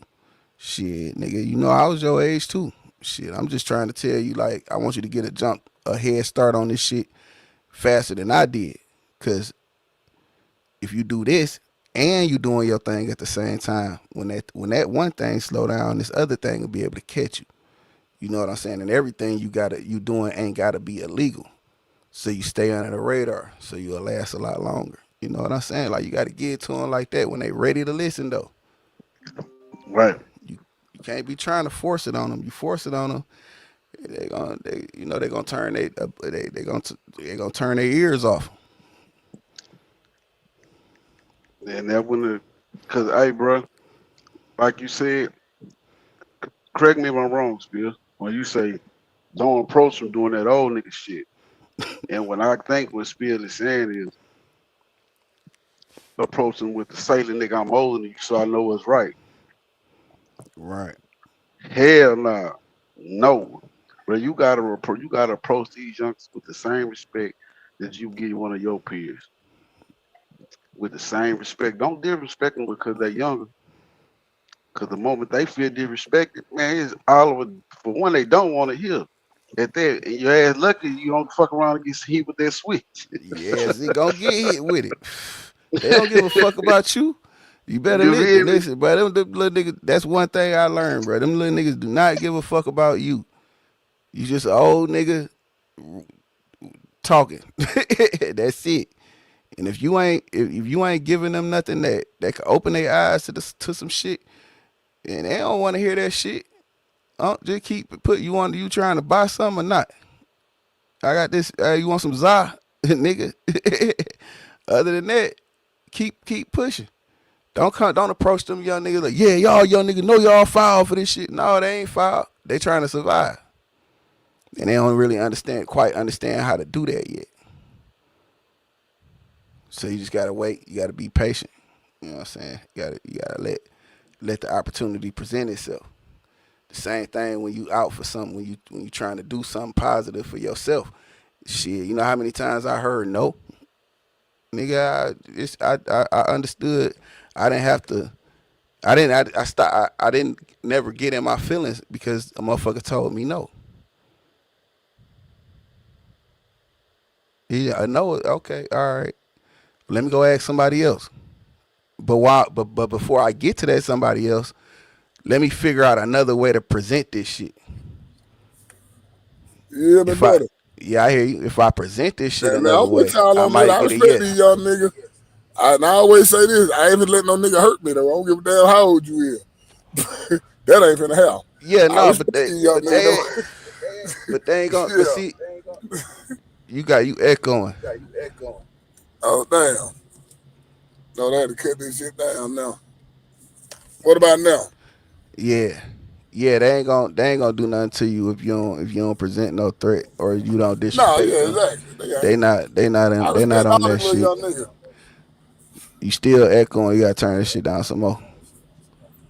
Damn, hold up. Let me see something. We can hear you. Hearing you not the problem.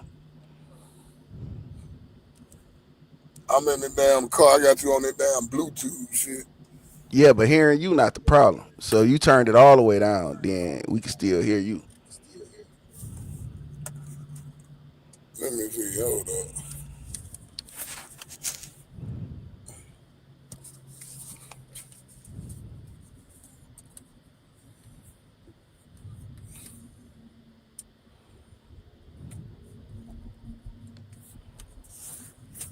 I don't know what the hell. Yo, yeah, you good now. Whatever you did, you good now. Well, whatever. Lane.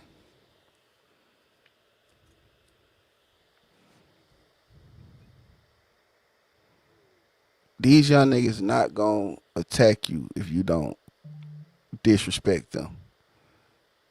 You understand exactly well how not to put yourself in harm's way as an elder yourself. You understand how not to do that. So these young niggas ain't trying to do nothing to you. They just trying to do their thing, and they doing their thing. You just got to give them another way to do their thing so they last longer out here. You know what I'm saying? But it's people out here that don't give a fuck about these young niggas.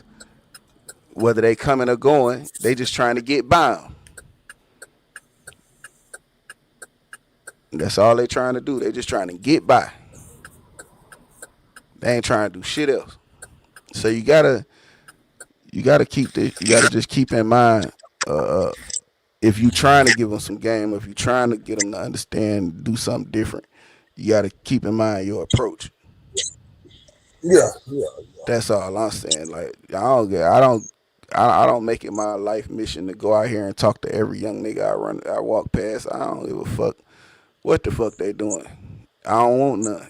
I don't smoke. That's all I tell them. Sometimes, like I don't smoke. I don't smoke, youngin. You know what I'm saying? And keep on going. But for the most part, they don't mean you no harm. They just trying to get some money. Yeah. I'm with you on that. Mm-hmm. It's just it's just so many older niggas out here that's afraid of these young niggas. And already got a disdain about young niggas because they forgot who they was when they was younger.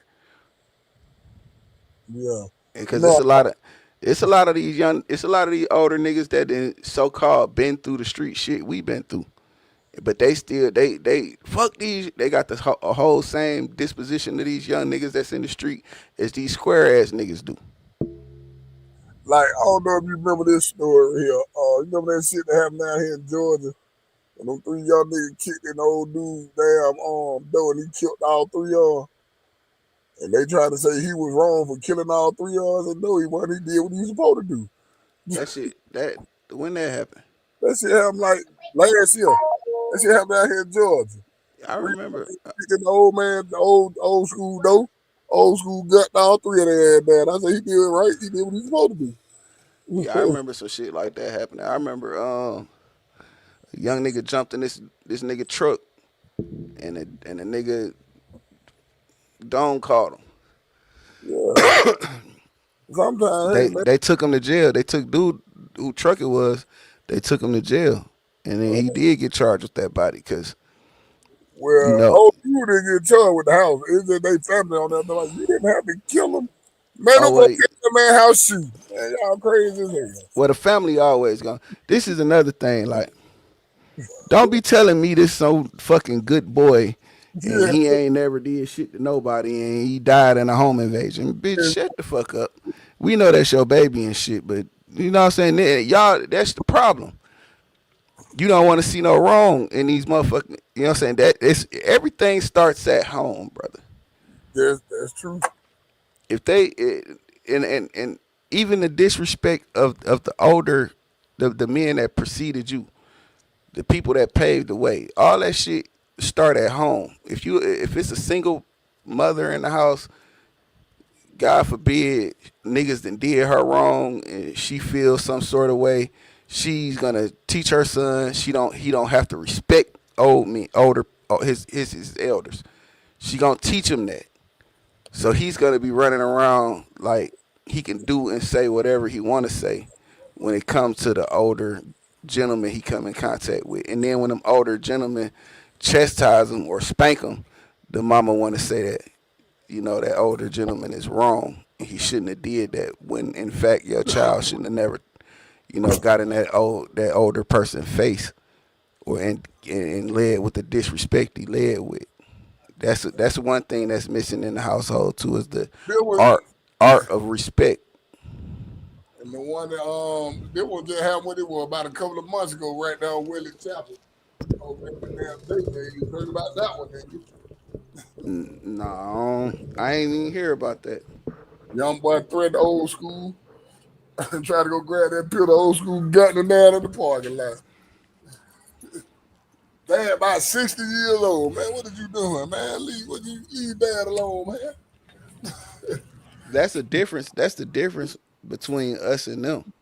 Yeah. When we was coming up, we was taught to respect our elders, no matter how our elders or our cousins or uncles and them felt about this adult. They would still chastise us about being disrespectful towards that adult. So that, I think that's a bit of a difference, because Unc and them locked up. Yeah. You know what I'm saying? Big cousin them locked up. So it ain't nobody to really chastise the little niggas like they need to be, because they all locked up or dead. And the mama don't want to submit to a real a man. So and even whatever man she is dealing with, she's not gonna come here.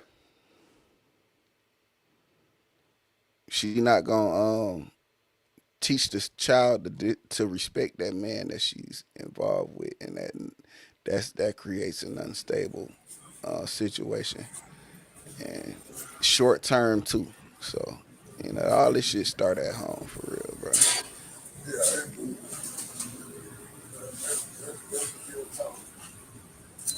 I always say dad is a leader in their children's lives. Always. Yeah. Young man, every girl who always out there hoeing, they always looking for a daddy. That never fails. If you sit down and talk to them, they got daddy issues.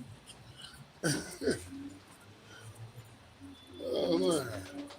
So daddies are definitely needed in the household, especially be raising daughters and sons, really. You know what I'm saying?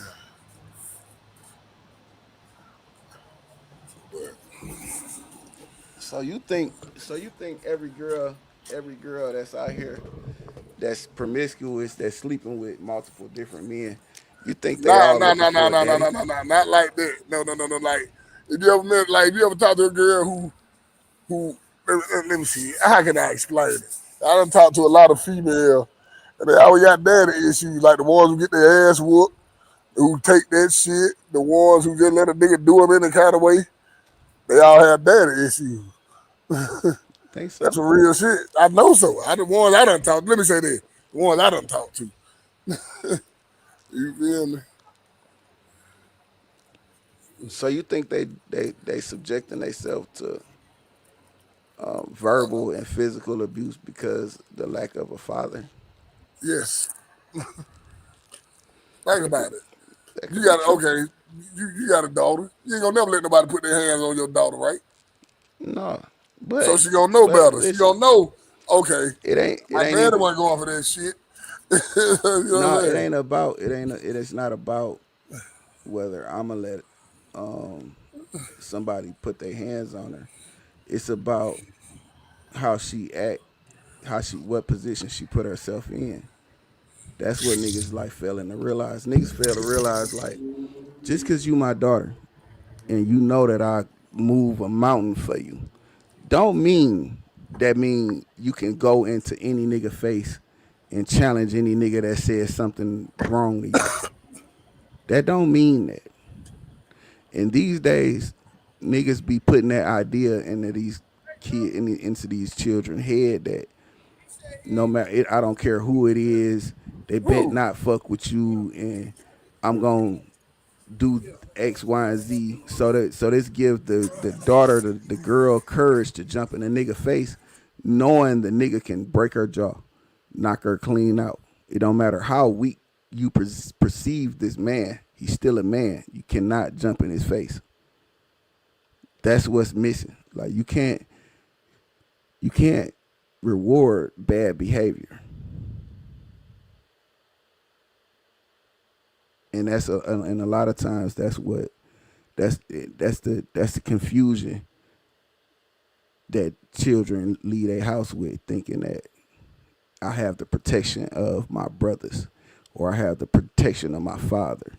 So I could challenge any man that says anything against the will of my will. So I'm gonna say, I'm gonna jump in his face, I'm gonna call him this, I'm gonna call him that, I'm gonna disrespect him, and I'm gonna call my daddy if you do something. So when you call your daddy and your daddy come to save you, you gonna get your daddy hurt.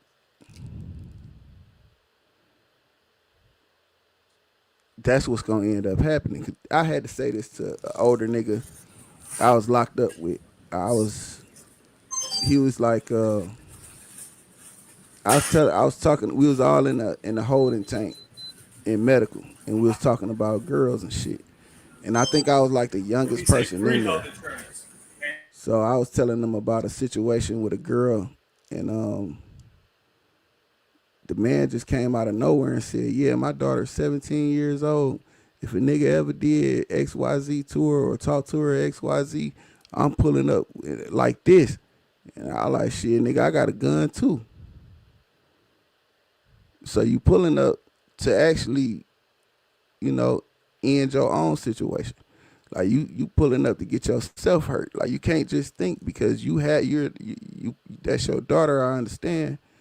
But your daughter can't be in my face disrespecting me neither. You need to tell her about that shit. And when that shit goes unchecked, that shit spirals into a whole nother thing. And some niggas just wanna automatically take the girl's side and say, "Oh, you shouldn't do that." Yeah, man, I don't know this stupid ass bitch. This bitch dumb as hell. This bitch disrespectful as hell. Well, you should just walk away. All right, when I walked away, she hit me in the back of the fucking head with a frying pan. So it's almost like niggas want you to tolerate and take certain shit that you shouldn't have to take. But to balance it all out, no woman deserve to be beat on.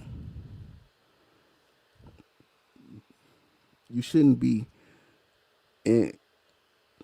blinded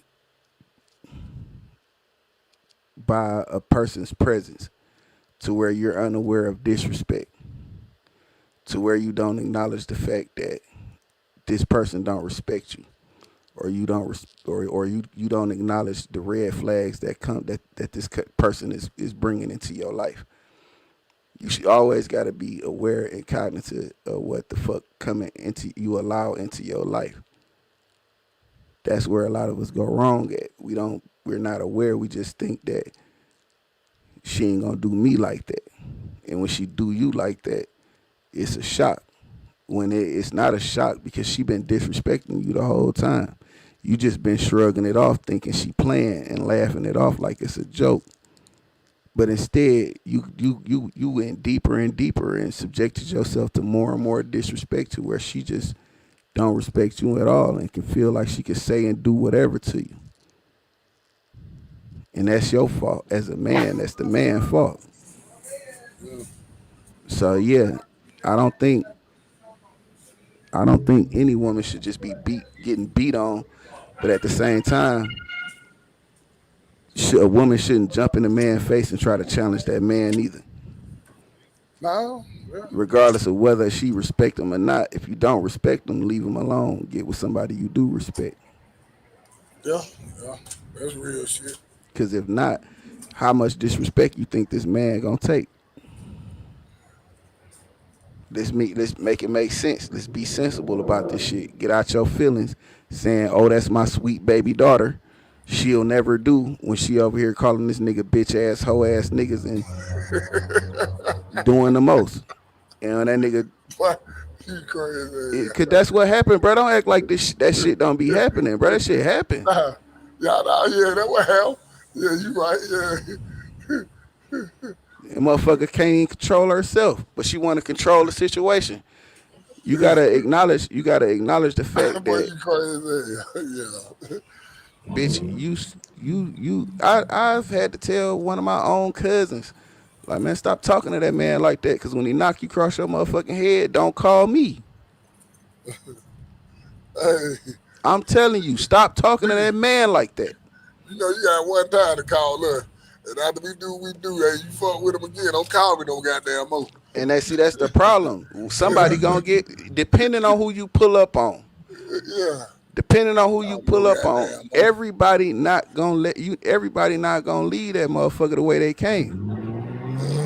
Cause everybody ain't no hoe. Like that's the thing. Like, I'm not pulling up on none of that shit because I know how my sister is already. I already know she a punk ass bitch. I already know she. Listen, bro. I already know. Listen, bro. I already know she. I already know she a punk ass bitch, nigga. What the fuck am I pulling up on that shit for? I know she wrong. I know this bitch. That's the problem. Y'all niggas think how you don't know your sister a punk ass bitch. This bitch been doing punk ass bitch shit since she was 13. But you gonna be like, oh no, not my sister. You can't. Then your sister done called niggas bitches in front of you. And you gonna step in front. You better not say nothing. What the fuck you mean, nigga? You better tell that bitch quit fucking talking to me. Look, man. Before I bust you and slap this bitch. But see, that's the thing. That's the thing. Like, nah, we ain't come up different. We all came up. We all came up the same way, bro. I ain't gonna get on my family land, but I'm with my family right or wrong. I don't give a fuck what they in the wrong. No, but see, but okay, if they in the wrong, but see, you the problem. But you the problem though. I'll be there. All right, and you'll be the one. You'll be the one. Get your shit knocked loose based on the fact. We shoot too now. That's what I'm saying. So you going with that? So we'll go with your mood in. But if you but when I got to carry your cash, and I'm like, that dumb ass nigga, man, I told that stupid ass nigga. We ain't even finna go to war behind this shit. Cause you know why? You know why niggas ain't even gonna go to war behind that shit? It's because your sister gonna be right back with that nigga. And you know that. I ain't talking about no sister. I ain't got no sister. I'm just talking about nigga with his family right or wrong, man. You know, come on, man. Fuck that shit. Nah, man, fuck that shit, man. I ain't. But see this. This is the problem. Niggas ain't getting no money. When you get money, when you got money and you got shit to lose, then you'll be like, bitch, you been a bitch. Bitch, you always starting shit. You need to shut the fuck up, bitch. Bring your stupid ass over here, bitch. Cause I know you over there starting shit. You gotta. If you had something to lose, if you had something that you was really at risk and putting some shit on the line, nigga, ain't no way in the fuck you gonna put it at risk because of a cousin. My brother R.B. my little bro. I know how he used to be. He used to be like that. He used to start shit. I had to tell them that because before they went down, and they called me and I told them stand down, man. Because I know how my brother is. So something you right. I'm gonna say you right. Sometimes you got like I know how he is. I told them nigga to stand down. Ain't no use y'all going in there catching no case. Gonna get some life sentence because I know this nigga started some shit. I know how my brother is when he used to get drunk. You gonna start that shit. You get to drinking this Listen, shit. Bro. Listen. I got family members that are the same way. Well, I had a family. My brother was a stone alcoholic. That nigga's a cool nigga when he ain't drunk. Soon as he get drunk, he fuck everybody. But I knew how to keep that shit away from him. I knew how to separate. I knew how to get in the middle of that shit and tell them niggas I got them. No, listen, I want. See what I'm saying? You got to take some shit at the bar. No, I'm my telling people you. called me like, "What's going on with your brother, man? We're gonna go down here." Whoop, whoop, whoop, whoop. And I told him to stand down on this. No, you know all them niggas. I listen, bro. The only reason I used to go out is because my brother wanted to go, and I knew how he was. I couldn't let him go alone. Yeah. And see, I went with my brother every day, all day. You know what I'm saying? So that time. Yeah, that's what I'm saying. Like,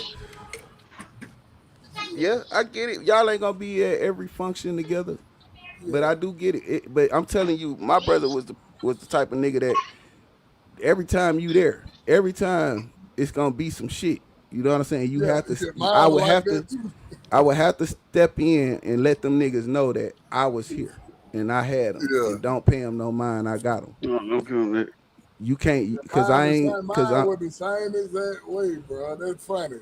My you brother got to RP my little bro. I love that nigga to death, but you got to say these niggas get drunk and on that shit. God ready to fight the world. You got to say these niggas from themselves. Yeah, you got to. So that's not me. Me being with him on his side is not allowing him to crash both of us out for some shit that he doing while he drunk. So I step in the middle and say, "Hey, I got him. Don't worry about it." And them niggas will stand down because they know he got a sober brother that's in tune, that's aware of what the fuck going on. He ain't loose like this nigga, but he say he got him, he gonna get him, and I get my brother and I take his ass over somewhere else and sit him down. You know what I'm saying? Around, and we'll enjoy the rest of our night. But that's me saving him from him. Yeah, that's mine the same exact way. That's the funny part. But that's not me saying I'm down with what I'm down for him, right or wrong. No, nigga, you would be dead ass wrong for what you did. Nigga, get your ass over here. Before I have to hurt somebody or somebody hurt both of us. Yeah. Hey, bro, I went through so much of that with my little brother. Went through a lot of that. Bro, this nigga got us into some shit with some big old niggas, bro. I said, bro, god damn, like I gotta go with my move on these niggas. I said we gotta leave. I gotta go outside. So I had to like incorporate a cousin with our little grouping, with our little going out and shit. Cause I'm like, shit, this nigga got some size on us. So at least we stand a chance if the nigga's bigger than us. You know what I'm saying? At least we stand half a chance. Cause these niggas ain't have to go for I got them. Like that shit is what I say to kind of try to defuse the situation. But a lot of times, sometimes niggas don't be trying to hear none of that shit.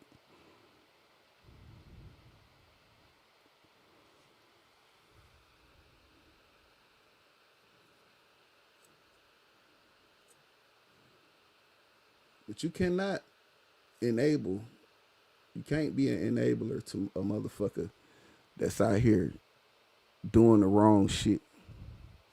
You have to chastise them motherfuckers just as well as you will fight for them. You have to fight with their ass too. Cause time you enabling this stupid ass shit they doing is the time you end up in jail or you end up dead behind some bullshit. That's what the shit show gonna happen. You pull up on the right motherfucker with that right, my people, right or wrong. Yeah, I'm telling you, you go down. They wouldn't right or wrong too. Yeah, I'm telling you, you pull up over here, you want to. Like, you gonna pull up in my backyard. That don't make no sense. I'm not pulling up to nobody hood to do nothing. Oh no, I don't know that neighborhood. Did that when I was young and dumb. All right. Huh? But see, young and dumb, that's a hell of a statement. Cause I beg to differ, man. These young niggas. I did that shit when niggas that didn't didn't care. Oh, yo, of course. But niggas, I get that shit a little bit of grace because I kind of get it, but at the same time, I know some young dumb niggas that was young and dumb and crazy and stupid that ran up on the wrong niggas and they was wise and had all the sense in the world too. When they got over there to them niggas. Yeah, I think I was wild when I was about nigga back I 2020, man. I was wild, them niggas them man. that's what I'm saying. Them same niggas, them wild ass niggas. They wildin' them motherfucker. Do anything, but they rolled up on the wrong set of niggas. And they had sense. So that, to me, it was like, okay, crazy until it meet crazy. It's almost like when niggas be being tough as hell, and then the police pull up, they throw their hands up, but they tough as hell, shooting everything. But the police pull up and beat you the fuck up. You know what I'm saying? That shit don't make no sense. How you let them rob you? You wouldn't take that from nobody else. But you ain't crazy. You got plenty of sense. You just be going with your move because you know you can get over with these niggas. These niggas scared of that shit. So you go with your move. But niggas ain't, and they ain't even saying that niggas is scary or no shit like that. Sometimes you just gotta do what you gotta do.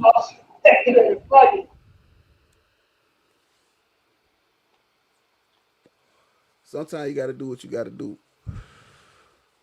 But for the most part, niggas got sense, man. Niggas got sense. Niggas know who to play with. Niggas know who not to play with. What's up, Ty?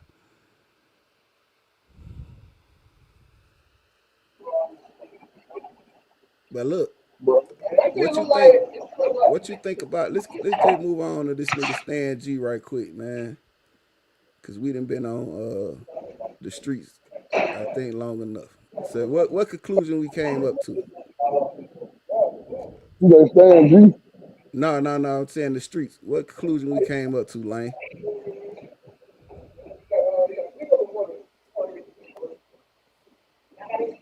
Well, hold on. What you said, Spear? I had to be my background. Kind of loud there. I said, what conclusion did we come up to? Hold on. Pertaining to the whole conversation? Or this just the topic right here? Pertaining to the street. To the street? Yeah. Man, my conclusion is this, man. If y'all, I'm on live. If we talking to the kids, most definitely I would tell the kids or somebody who ain't already out here, fuck that, bro. It's something better than this. Like, and I'm gonna give them reasons why. I ain't gonna just say it. I'm gonna give them reasons why. Speaking from my own experience. Right. But to you niggas that's already out here, you done made it to a house in a gated community on the fucking hill from off the backs of the street, and your partner that chose a rat and all this extra shit. Now you want to say fuck the streets? Nah, you wrong, huh? Absolutely. You wrong. Bug, do you agree or disagree? What he just said about that fucking streets, Yeah. I agree with him. Yeah, if they come to the young cats, I'm gonna tell them, like you said, give them some reasons why. You know what I'm saying? Yeah, because it's a dirty game. It's a dirty game in the street. Yeah, it's a dirty game out here. Yeah, you can't be in your feelings about shit. You know what I'm saying? You can't say fuck this shit when it's convenient for you. You know what I'm saying? You get out here, you on this shit, you gotta stand on this shit. You know what I'm saying? Stand on it. Stand on what you say. At some point in your life, it's gonna come to a crossroad where you have to remove yourself from the street because the street not gonna be as lucrative as it once was. And even when you get to that point, you still can't say fuck the streets because the streets made you to who you are. You know what I'm saying? So, and with that being said, I agree with the Lane. I agree with your take on that part, Lane. You gotta get a good along. You gotta get a bad along with the good side to this shit. Good. Exactly. So people can make a righteous decision as to what they getting into. Cause I've always stated that I made a decision to do what I did. There was never no manipulation. There was no tricking me. I decided to get out here and do the shit that I did. So if I did some shit that was wrong, if I did some shit, I knew what I was doing, exactly what I was doing, and I meant to do it. And I was okay with whatever consequence that came with, you know, whatever I did. I was okay with it. So you can't just say fuck the element that made you who you are. You know what I'm saying? Because it's people out here still living that shit, and you got to be a good example of you can make it out of the street and still be who you are. You know what I'm saying? You have to bend, break, fold, or break the rules for nobody. You know, you gotta be that. That's how you gotta conduct yourself with that shit. Now, let's get to this Stan G nigga, man. Stan G and the motherfucking fake ass gangster Matrix. He trying to. All right, man. I'm gonna show you, man. We gonna get to it. We gonna do a review of the video. The interview with him and 607 Unk. The punk is probably smell like a skunk. 607, man, yeah, he weird as shit. Yeah, he crazy. He definitely throw it off. But I don't know. I think it's a method to his madness. I think he ain't as throw it off as people as he try to allude. Nah, hell nah. He's smart as hell. I think he's smart. He ain't no damn fool. Know how to work his internet, you heard? But I don't. He most definitely care. Like he had to grow on me. When I kind of realized, like, oh, all right. Then I kind of watched him. When he started painting his nails and all that weird shit, I just fell back. Yeah, that's what I'm saying. He weird. I'm not feeling it. Yeah, like I don't. Him and old Charles and White don't like each other. Out of all the people, him and Charles and White don't like each other.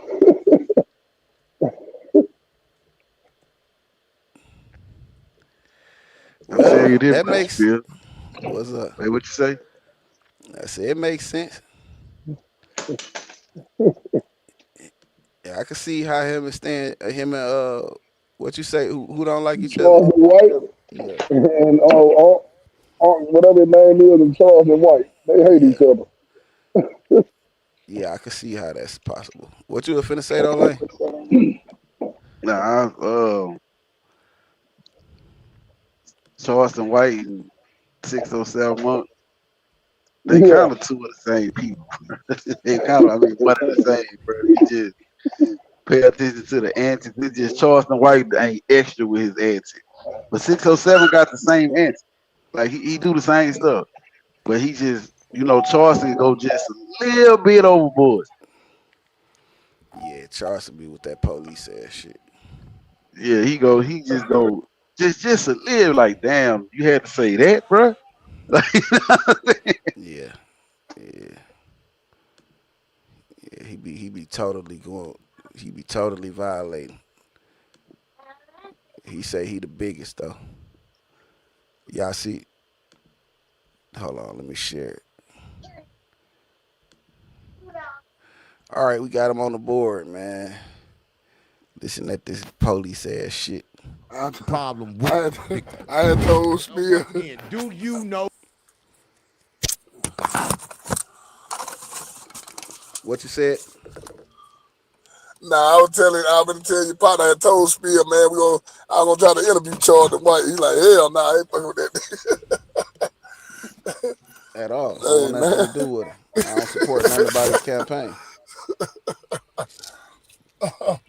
Anything. You're like, hell no. But so look. Gucci man.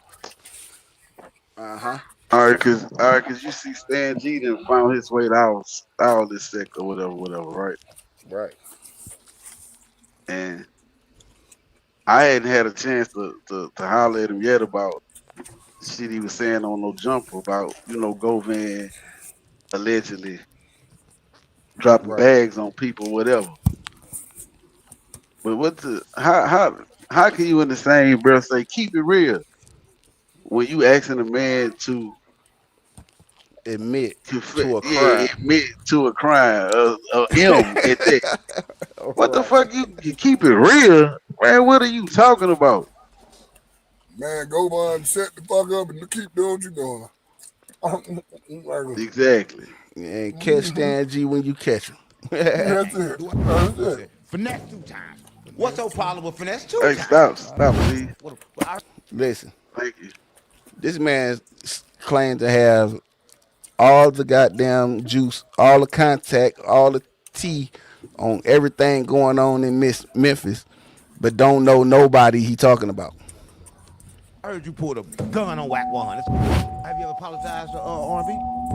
Just speaking on Memphis. Can y'all hear? Politics. Yeah, I can hear you. West Coast. You know what I'm saying? It could be a little friction. It could be, it could be a lot of steps behind it because I'm telling the truth. So, I don't know. Come on, how you keep talking about people you I don't done know? booked them though. I done booked them. We did shows Right. and everything. So, but me knowing him as a best friend, now he know him through the city. I got a lot of people through the city who know I can get in touch with anybody. He's got a lot of count. Finesse.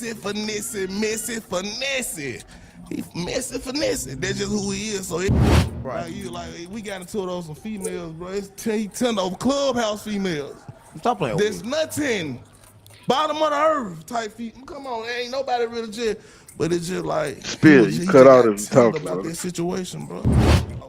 I ain't saying nothing. I'm listening to this fuck nigga. I mean, No, I'm doing. Listen to this. I'm listening to Stan Lee. I can't hear it. Hold up. All right, I can hear it. They don't respect Stan Lee like that. I like Marvel comics. Fuck Stan Lee. She ran a situation on her stage about me, and I thought we were closer than that. You know what I'm saying? For her to let something play out like that on her stage, and a female trying to expose me, I'm like, dang, you gonna let that play out on your stage like that? Imagine being able to build an app with. So you know what situation he talking about, right? No, I don't know that one. Okay, the situation that he talking about is when the girl went online and exposed him for having shitty draws. Oh. So that's how him and R&B fell out, because he felt like they were closer than that, and she shouldn't have went with that content on him.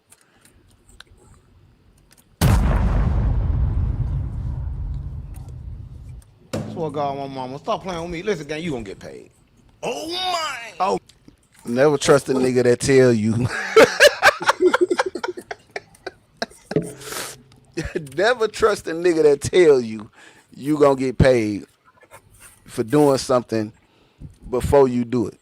man, you gonna get paid. I said, mom, you gonna get paid. You gonna get paid. Listen, I said, mom, this is an unusual show today, because like this from Memphis come in pressing, right? The moment he come in, he pressing like, oh, run that bank. Right, but you gonna get paid, gang. That's what I'm about it, man. You know, I'm from a city, man, where a lot of things go down, man. Gang, We but I just ain't gonna gotta rip get you the business straight so we can have everything rolling. You in a $1.5 million house. Come on, gang. You in a $1.5 million house, gang. Stop playing with me. You know I got you. Means nothing. The value of your house and my money, you paying me, means nothing. I don't give a fuck what the price of tea is in China. Where is my money? This is how you know you're dealing with a sucker nigga right here, because you want your money when you show up. Is that how it worked, Lane? I'm not sure. I could be wrong. Do you get paid? Do you get paid before or after? Both. Depending on if you're doing, it depends on what you do. I don't know about interview, but music, you get my back end, get my front end, and I'm coming to get my back end before I rap in the goddamn thing. Okay, so you give me your front end. Yep. To book me, to book the date, and when I show up, before you cut your motherfucking cameras on to warm them up, you give me the rest of my motherfucking money. Yeah, before we do anything, or we ain't doing nothing. Yep. So this a man that we looking at, Stan Lee, that is trying to imitate a G that then showed up to a booked appointment with 607 a book setting, and he did not get his back end money. He asked for his money, and 607 said, "I'm gonna pay you. You in a $1.5 million house," as if that means something to me when you owe me money. I want my money. So this is the type of nigga you dealing with, the type of nigga that don't stand on his own financial business. But you expect us to believe the shit that coming out of your mouth. Now, listen. The streets unplugged. You know we got to plug the streets in because streets ain't been plugged in a while. I swear to God, my mama, stop playing with me. And for those that don't know, this is Stan G, right? And this is 30's biggest op, right? I seen 30 on the internet. Listen, I seen 30 on the internet going at you and Pooh Shiesty home. Now, so what you gonna do? Keep it real, man. They young dudes to me, man. He playing a dangerous game with them boys. I'm gonna say that. I met Big 30. Big 30 cool than a motherfucker. I done met Big 30. He playing a dangerous game. What kind of glasses them is?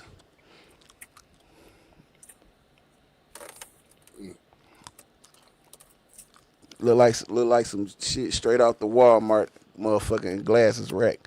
But yeah, I guess he is playing a dangerous game. I think he's really just clout chasing, and 30 of them know that. Don't nobody fuck with this nigga in Memphis. He know nobody that's stamped. He don't know nobody out there standing on business. He ain't from nothing. He ain't nothing. He just a nigga that say stupid shit. They got some attention on the internet, and he's able to get to these platforms to say this stupid shit. This type of nigga right here, he having a run, but his run gonna die out if he can't come up with no more incriminating things to say about anybody. So let's just continue. You know what I'm talking about? They really young dudes to me, but you know, it ain't no major thing because the thing about it, I'm a spokesman for Memphis. So everybody listen to what I'm saying. Okay, ain't a spokesman. How you get into it? Why you got your feet over my seat? This ain't no jumper, gang. Come on, gang. This ain't no jumper. We the biggest, though. Listen, no, why you beefing with 30? They gonna beat your ass down. Look, bro. You ain't scared of the bird? They need me more than, you know what I'm talking about. More than the other side. On internet, he gonna smack you. That ain't no problem like in Memphis. Like somebody said they gonna smack you and they from Memphis. Like they catch you. He ain't that thing about it. If somebody put their hands on me in that type of way, bro, I ain't going. Right. This Stan G. Right. Man. Listen. So tell us what started the problem with Big 30. It was just really like got talking to Mike. Me going in. You know what I'm talking about?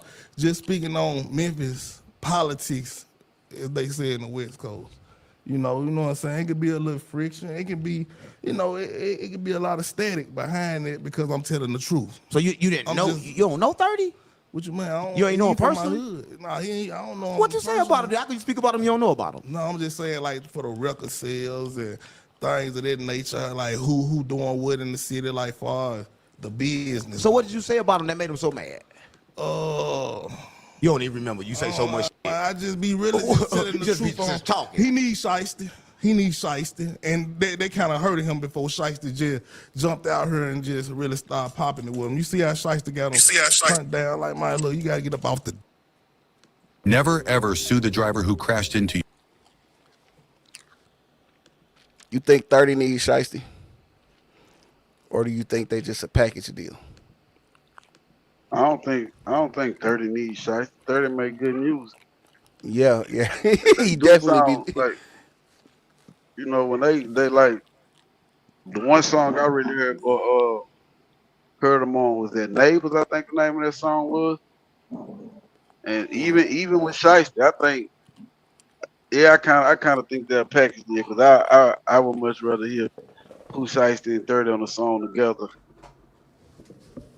I think they complement each other is what's really going on. Yeah. And he's taking that like just because they complement each other don't mean that they not good on their own. You know what I'm saying? Just because they complement each other don't mean that they not good artists on their own. And I remember that when Shiesty was locked up during the little time he was locked up, 30 dropped music, but he didn't drop music like that. I don't think he really cared to. To me, it didn't seem like he really gave a damn about music for real, because he didn't already made his money. So he already kind of like lit. He rich. he looked like he made the necessary adjustments and investments to stay rich. So I don't think he really cared to drop the music as consistent as a nigga like him want him to.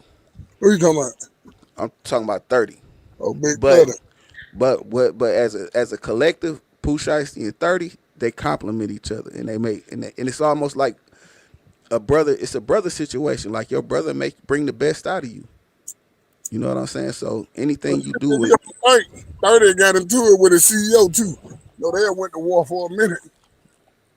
Well, his CEO, who his CEO is? Moneybag Yo. Moneybag Yo was. Yeah, they got into it for a minute. That's why if you know it's on that song, when Pooh Shiesty say, "Oh, I heard street niggas getting Tommy told you these rappers lame." That's what he talking about. On that first day out song. Yeah, Moneybag got a tummy tuck. Yeah. Shiesty, shit. That shit, hey, that nigga went off on that first day out though. That nigga went off on that bitch. Yeah, he went off. Yeah. It's a debate whether is Shiesty first day out bigger than T Grizzly first day out. It's a debate. Nobody shit is bigger than T Grizzly first day out. LeBron James turned up that bitch in the gym. It's different. I fuck with T Grizzly, dude. But Shiesty went in on here though. He did. It's too early. Until a star of the magnitude of LeBron James is in the gym working out your first day out. Well, he ain't gonna say that. He said your daddy was a killer, but you just like Brandon James. LeBron ain't gonna work out of that shit. Well, I mean, it ain't gotta be LeBron. I'm just saying, shit. Steph Curry, Kevin Durant. I mean, any one of them niggas. Yeah. But the whole thing, even with that, like being said, like you can't really compare the two because T Grizzly first day out was out way longer than Shiesty. So you got to get Shiesty time to catch up. Man, that motherfucker that door be breaking. You got to get Shiesty a chance to catch up to T Grizzly first day out. No, like it be breaking. That's what I'm saying. Stop doing that. 7 times platinum. Oh yeah, I was saying Sauter already at 4-5 million goddamn views, and they like we talking about views. I'm talking about platinum record sales. Oh yeah, I don't know what Shiesty coming out with an album yet. They do up the Gucci. No, just that single, just the first day out single is 7 times platinum. Oh yeah, I fuck with Grizzly though. Yeah, you got to give it to. You got to get my favorite shit. The Robbery, one of my favorite little series. All right. Shit. So we're gonna get back into it right quick. Now he was just Shiesty driver. I just saw he was just Shiesty driver in the last video. He Shiesty driver, background dancer like the mama. Come on, gang, ain't no back. That was for the video. Boost and whip effect. Come on, gang. Boost and whip effect. So you telling me he ain't like big in Memphis? Like okay. Shiesty Boost and whip effect. Whip it big in New Orleans and Baton Rouge around their areas, but at the same time though, right. Shiesty got it though. I can't knock that at all. Oh my, I'm from Memphis. So Shiesty got it on Big 30 automatically got it? Sound like hating to me, gang. You gotta think about it, man. You know what I'm talking about? They ride with each other, but one day you gotta start working your play. You know what I'm talking about? Moneybag Yo said you dropped the ball. Come on, man. You know what I'm talking about? You dropped the ball. Listen, I don't know. I don't know if you dropped the ball or you landed up bigger, because your ass was on Jerry Springer. Yeah. Hold on, y'all. No, I know. You went on there for $500. Now you trying to charge me more than that. I know Jerry only gave you $500. Hey, look, man. Listen, Jerry gave you $500 and a flight. Hey, but think about it. It was a situation. It fit that situation at that time. You know about it. You speaking on it right now. So I'm on that joint rapping and everything. Man, popping the big 2 gals at the spot. You know what somebody like, whether they like it or not, I am that. I talk the city. What's all this shit? Because I talk the city how to pop it. How to pop it. Come on, man. Oh, that's how you pop it? Yeah. Oh, we can pop it? Yeah. That's how young boy pop it. Hey, you see how the CC dude was looking at you? Why you throw your in his face? No, come on, gang. Stop playing. I ain't with all this weird ass. No, we did an interview about you, not about me, gang. How did you end up on Jerry Springer? Man, I'm gonna keep it real, bro. Come on, gang. You telling my real life story ended me on Jerry So Springer. what's the real life story? A lot of people, if you watch this, we just say a lot about 30. But what's something about you? There's a lot of great. Shout out to Don Major One who been on Jerry Springer. People of that nature, Suki. Shout out to Suki. You know what I'm talking about? But yeah, it's been a lot of what? A lot of folks. But how did you end up getting on Jerry Springer? You still ain't said that, gang. You ain't saying nothing. That's why 30 mad. How you get on? How you get on Jerry I got on Jerry Springer by telling my life story. And what's your life story? Females at one time, you know what I'm talking about? And I was bringing the situation together. I just did it on his stage. You was in a what's that word? Polygamy relationship. Yeah, how that work? 2 years. How that work? Man, it was working well, but you know, everything got an ending point though. Everything got an ending point. Oh my! So you gotta grow up in life sometime, but you know, it'd be hard for me to listen to this nigga, bro. On real shit, hey man, you got that whole ass shit. Shiesty, real shiesty right hand man. Whether he realized that or not. Bro, I can't listen to them all this whole ass nigga, bro. Yeah. I be trying to get to the part, bro, but I can't do it. I swear to God, I can't, man.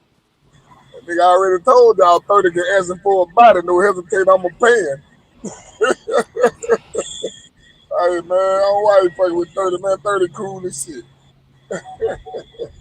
Yeah, everything all the like shit I heard, he seemed like he stand up.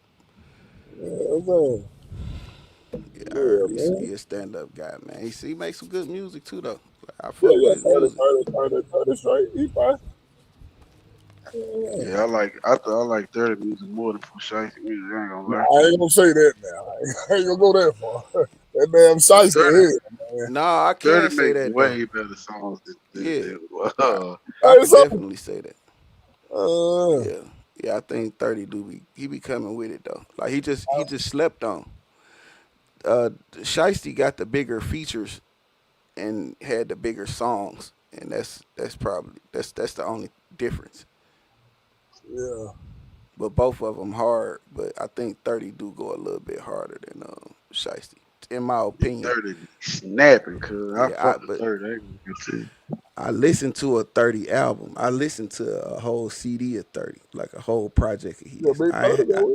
I haven't listened to a whole Pooh Shiesty project, so maybe that's my bias. If I did, I probably have a different opinion, but. I think he's gonna fuck the game up right now. Well, he got it. Yeah, the ball definitely. Y'all already got your little beef with NBA YoungBoy going. Shit, come on, yeah, you got it. That's neither here nor there. That beef, it shouldn't even be a beef though. That shit but it's been a beef though. You know, NBA YoungBoy don't fuck with nobody who fuck with little dirt. You already know. But he wasn't. NBA wasn't including Shiesty in none of his disses when he was dissing dirt. Shiesty didn't have. They kind of rage baited him into that. Hold up, now I'm gonna tell you another reason. You know, Shiesty is signed with Goo-Wop, and NBA YoungBoy did this Gucci man. Yeah, but Shiesty saying ain't no CEO over him. No, yeah, he's like they got their own label too. Yeah, I'm gonna say that. Yeah, but he's still up on the Gucci. If you listen to the last interview, he'll tell you. Yeah, he learned from Gucci about their feds shit. He wanted to make sure he did something right. Why then don't come back to the same shit. Yeah, Gucci dropped everybody from the label except Pooh Shiesty. Told Fujiano still locked up. No, he ain't. Fuji out. No, he not. Fuji just dropped the video. He dropped the whole project. Yeah, he dropped the whole video out. He got a whole video out. I think he might be in a halfway house or something, but he dropped the video. Oh, okay. He out now. Yeah, they don't. But yeah, he dropped everybody but Pooh Shiesty and Fujiano. He kept them on two. He kept. Well, you gotta keep them because them the only cash generators. You ain't gonna drop the niggas that's still making money. Big Walk Dog, hey, shit. Big Walk Dog go in too now. Yeah, sounded hard. Yeah, that nigga hard as fuck. Where he from? Mississippi. Nah, he from Jackson. Oh, he from Jackson. Yeah, sounded fine. Yeah, that nigga snapped. His ass off. I listened to that Circle K song. I like the hell out that Circle K. Yeah, he was alright, but he didn't generate the money Pooh Shiesty generated. He ain't had a Pooh Shiesty effect or the Fujiato effect. Now Walk probably did do his thing. I don't know. I heard him and then he went missing. Then I heard him again and he went missing, and I ain't heard from him since. But Nah, he's still doing this shit. I'm sure he is. He got a great cosign. He got a Yeah. great cosign. Anytime you get signed and by a nigga and the nigga give you an opportunity to get around him and you get some of that attention that's from just being around him, you need to be able to capitalize off that. So any nigga that get into a situation with anybody, you shouldn't never be on some shit like this nigga holding me back type shit. He can't. How he holding you back when you had 100,000 followers on your own? When you got next to him or signed with him, your shit went to 400,000. He ain't hold you back. You just ain't market. You just didn't get out here and get on your grind. That shit don't be on them. It be on you. You have to be responsible. You have to be responsible for your own success.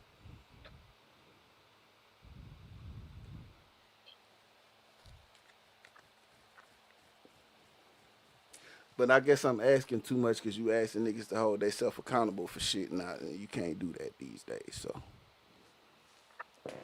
Yeah, nah.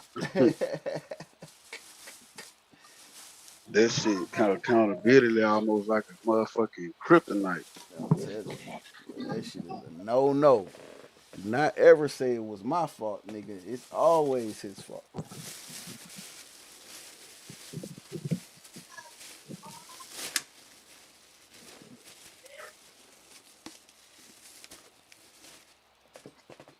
What you got going on, Boog? You up here twice. Got one on there. Yeah, you got, I don't know how the hell they have. They keep singing that, man. Yeah, then man, speaking of Stan G, I'm on your ass today. Huh? Are you working? I'm on Stan G ass today, man. Yeah, man, nigga be doing that sucker shit, bro. I That be nigga trying to can't. give nigga the benefit of the doubt, but see, bro, I'm like this, Bill. But Jay-Z ain't finna come around me and make me feel like I ain't that nigga. I don't give a fuck if you worth $4 million, bitch. I'm lame like, nigga. Fuck you think you is, nigga. Exactly. Now I know who you is. Now I know what's really going on. But still, Yeah, you ain't no you ain't nobody, nigga. You just another nigga, just like me. yeah. Fuck you I talking said, we about, got bitch. to You go ain't nigga to finna the come around interviews, me. man. I ain't hear you. What you say? I We said, got to go nigga, on I ain't crazy. finna come around. Then that's another thing I don't understand. You can't give a nigga a fair critique without a motherfucker calling it hate. Yeah, yeah. So But if you see, you don't can't. agree with everything going on, you a hater. Man, get the fuck out of here. Yeah, you can't. You gotta tune that out, cause them niggas are just trying to make excuses. What you say, Book? Now I said we got to go and start cracking these interviews up, man. Hey man, you ain't gotta tell me what we gotta start doing. You just start doing it, and I loop Oh, in. nigga. Oh, man, hey, man. You got the spot we supposed to be doing it Yeah, you ain't gotta do nothing. Tell me, and we'll make it happen. That's it. But, at. I got you. yeah, because that shit is what it is. Neither here nor there. Whenever you say green light, it's a go. Shit, we Go get there. some of these rap niggas, man. Go to interview some of these rappers. Let a nigga know. Yeah, we there. We'll put it down. We'll put it down, man. Ain't no thing. But yeah, that's what it is, Lane. These niggas making excuses because these niggas have a little motion, but they don't understand this shit is fake motion. These niggas like Stan G and the niggas that's like them, they have fake motion because of the shit that they saying is very incriminating and disturbing. And niggas really waiting on something to happen to them, and they hope it happened to them on camera. For real. Hey, man. You can't listen to these niggas making excuses for these sucker niggas, bro. We know what's going on for real. And with that being said, Lane, man, I'm gonna end this, man. We've been on this motherfucker for 2 hours, 45 minutes, well past my time. And yeah, tap in with with my man Flip Thought 67 for some promo and interviews. And you tap in with us too. And we'll catch y'all on the next one. I might crank one up. Give me about an hour or two. I gotta handle some business. All right, bro. Bitch, follow my instructions. Get the money, don't forget to get the money. And when you get the money, bitch, bring me the money. Bitch, follow my instructions. Get the money, don't forget to get the money. And when you get the money, bitch, bring me the money. Bitch, follow my instructions. Get the money, don't forget to get the money. And when you get the money, bitch, bring me the money. Bitch, follow my instructions.